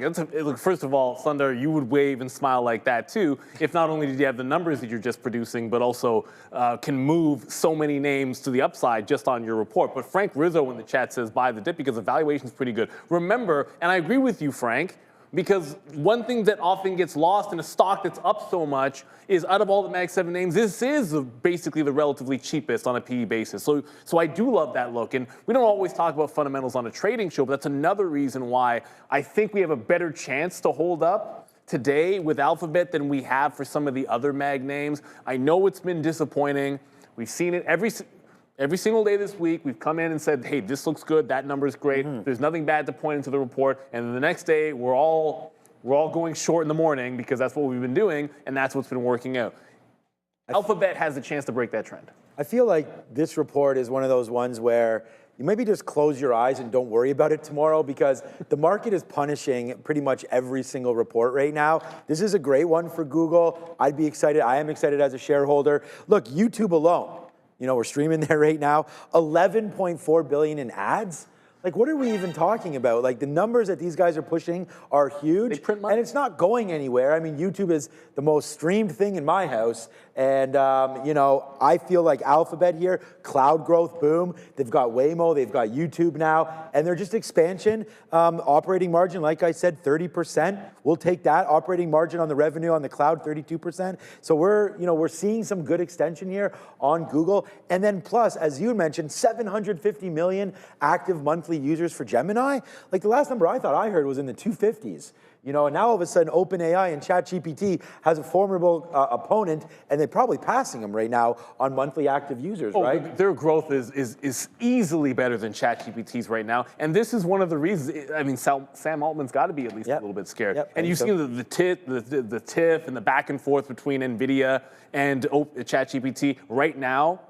They're kind of primed and they're a little bit vulnerable. And again, that's exactly why Sunder's going to be smiling. And here's why. One more for you guys just coming through here. Enersys, for anyone who's watching. ENS just reporting revenue 919 million versus estimates 931. That was the miss. EPS 277 versus 272, a beat. Gross margins 30% upside. Gross margins after expenses 26.3 upside. So everything good except for revenue. Again, 919 million versus 931. ENS for anyone watching, downside here in a pretty big way.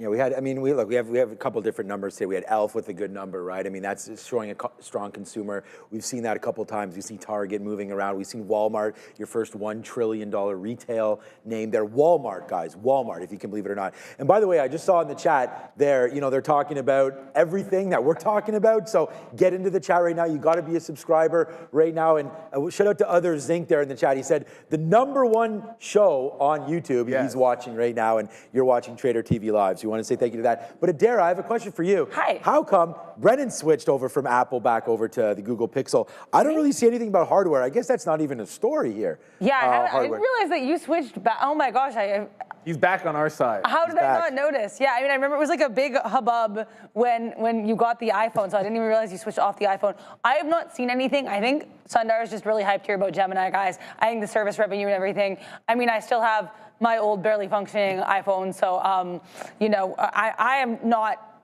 hopped chips yet, if you will. I don't see anything on hardware, but like you said, Sean, I think because it's actually, I'm gonna come back to me. I'm gonna term search for hardware here to see if they mention it in the report at all. They don't. They literally don't. They're not even mentioning hardware at all. Don't even mention hardware. Okay, well, I mean, it's not a big thing, but I was just thinking that we've seen Apple absolutely moon lately, and I was just wondering what they thought about their Pixel. Actually, I have a question for Adara, and I just saw it in the chat and just streamed away because there's a question about Costco. Is there anything going on? Because they probably released their sales update because they always do so on a Wednesday. I don't know the number. Give me 2 seconds, but that would be my slightly educated guess. Oh, yep, it's out. Up 9.3% year over year, $21.33 billion for the month of January. Sometimes the memory pays off. Is the stock almost back to $1,000 again? I'm not sure why it was sold. I mean, first of all, when are we even going to hear the Supreme Court's decision on all of these tariffs? They're still deciding to decide. I actually read yesterday it's going to be maybe the end of February now.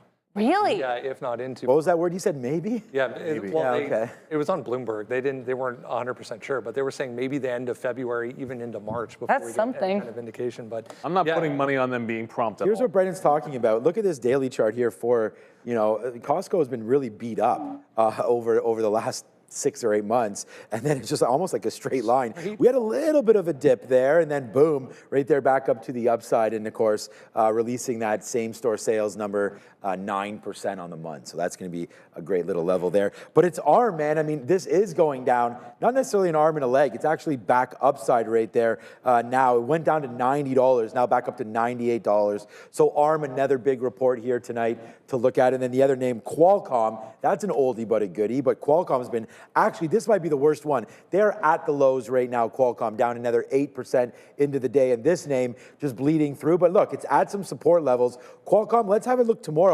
If we really start to bleed down for Qualcomm and it gives yourself another $10 to the downside, check out this 125 level. Not horrible at all. As right there we say in the chat, B9999 says hold the line. And I think you might want to hold the line right here on Qualcomm this afternoon. Hold the line on Google, maybe not Qualcomm. I think they might deserve what they're getting along with ARM. There, Rob in the chat, thoughts on the technical damage to the Nasdaq daily chart? I don't know. Look, man, it's probably more emotional damage than technical damage that went on today. Because if we're talking about the market, and let's be real, we're still so very close to the highs. There were a lot of stocks that rolled over. The S&P in general, the S&P itself went to the 50 period and was barely off of the highs. The Nasdaq isn't that bad. And a lot of times what you want to do is, if you're ever scared, pull out a higher time frame chart. Pull out a weekly chart. See that weekly chart? Is anyone freaking out over that on the Nasdaq? That just tells you that you shouldn't overreact when we're talking about the indices. You know, like it's just very different. I get it. AMD was down 18% today. Palantir was almost 20, in the last couple of days, like 25%. Yeah. But guess what? Google looks just fine. Meta's not too bad. Apple's an absolute rocket ship. There's still a lot of strength in a lot of the names in the Dow. We've just seen Google put up a fantastic number. You can freak out all you want about Bitcoin, but you can't really freak out about the Qs right now. I sat down here this afternoon and said to Adara, man, Apple is so relatively strong versus the overall market. I mean, the market got absolutely pummeled today, and Apple was nicely higher 2 days in a row. So to your point, I mean, it's less about the index and more about overall sentiment. Remember, guys, just want to remind everyone, coming up in literally 10 seconds, we're going to get the earnings call for Google. So time flies. We will wrap things up. Why don't we give them one more overview of everything for Alphabet? Let's do it. So Alphabet here, biggest issue, at least initially in the reaction, was their Capex spend, because they are guiding Capex well above estimates. Their Capex for this quarter tripled estimates at roughly $91 billion compared to estimates of $28 billion. So that is pretty rough. That's the quick Google rundown. Qualcomm, kind of in line, kind of ho-hum, not super exciting. ARM just barely beat estimates and then guided in line. So that was nothing crazy there. And Snapchat, up year over year, which for Snap is kind of as good as you can get for the most part. Definitely. So that's our quick. Also, Elf killed it. Elf crushed it. Elf was beautiful. Eyes, lip, face chart, killing it. That's my quick earnings rundown. A lot to look forward to tomorrow. Yes. Snapchat, it was kind of a muted move overall. Remember, guys, earnings call right now for Alphabet for anyone who wants to jump over and listen to that. We will catch you all 8 o'clock tomorrow morning. Thanks for hanging out. Thanks to Adara. Thanks to the guys as well. Great day. Great setup, potentially. We're going higher. Yeah, we'll see you guys. Ciao. See you.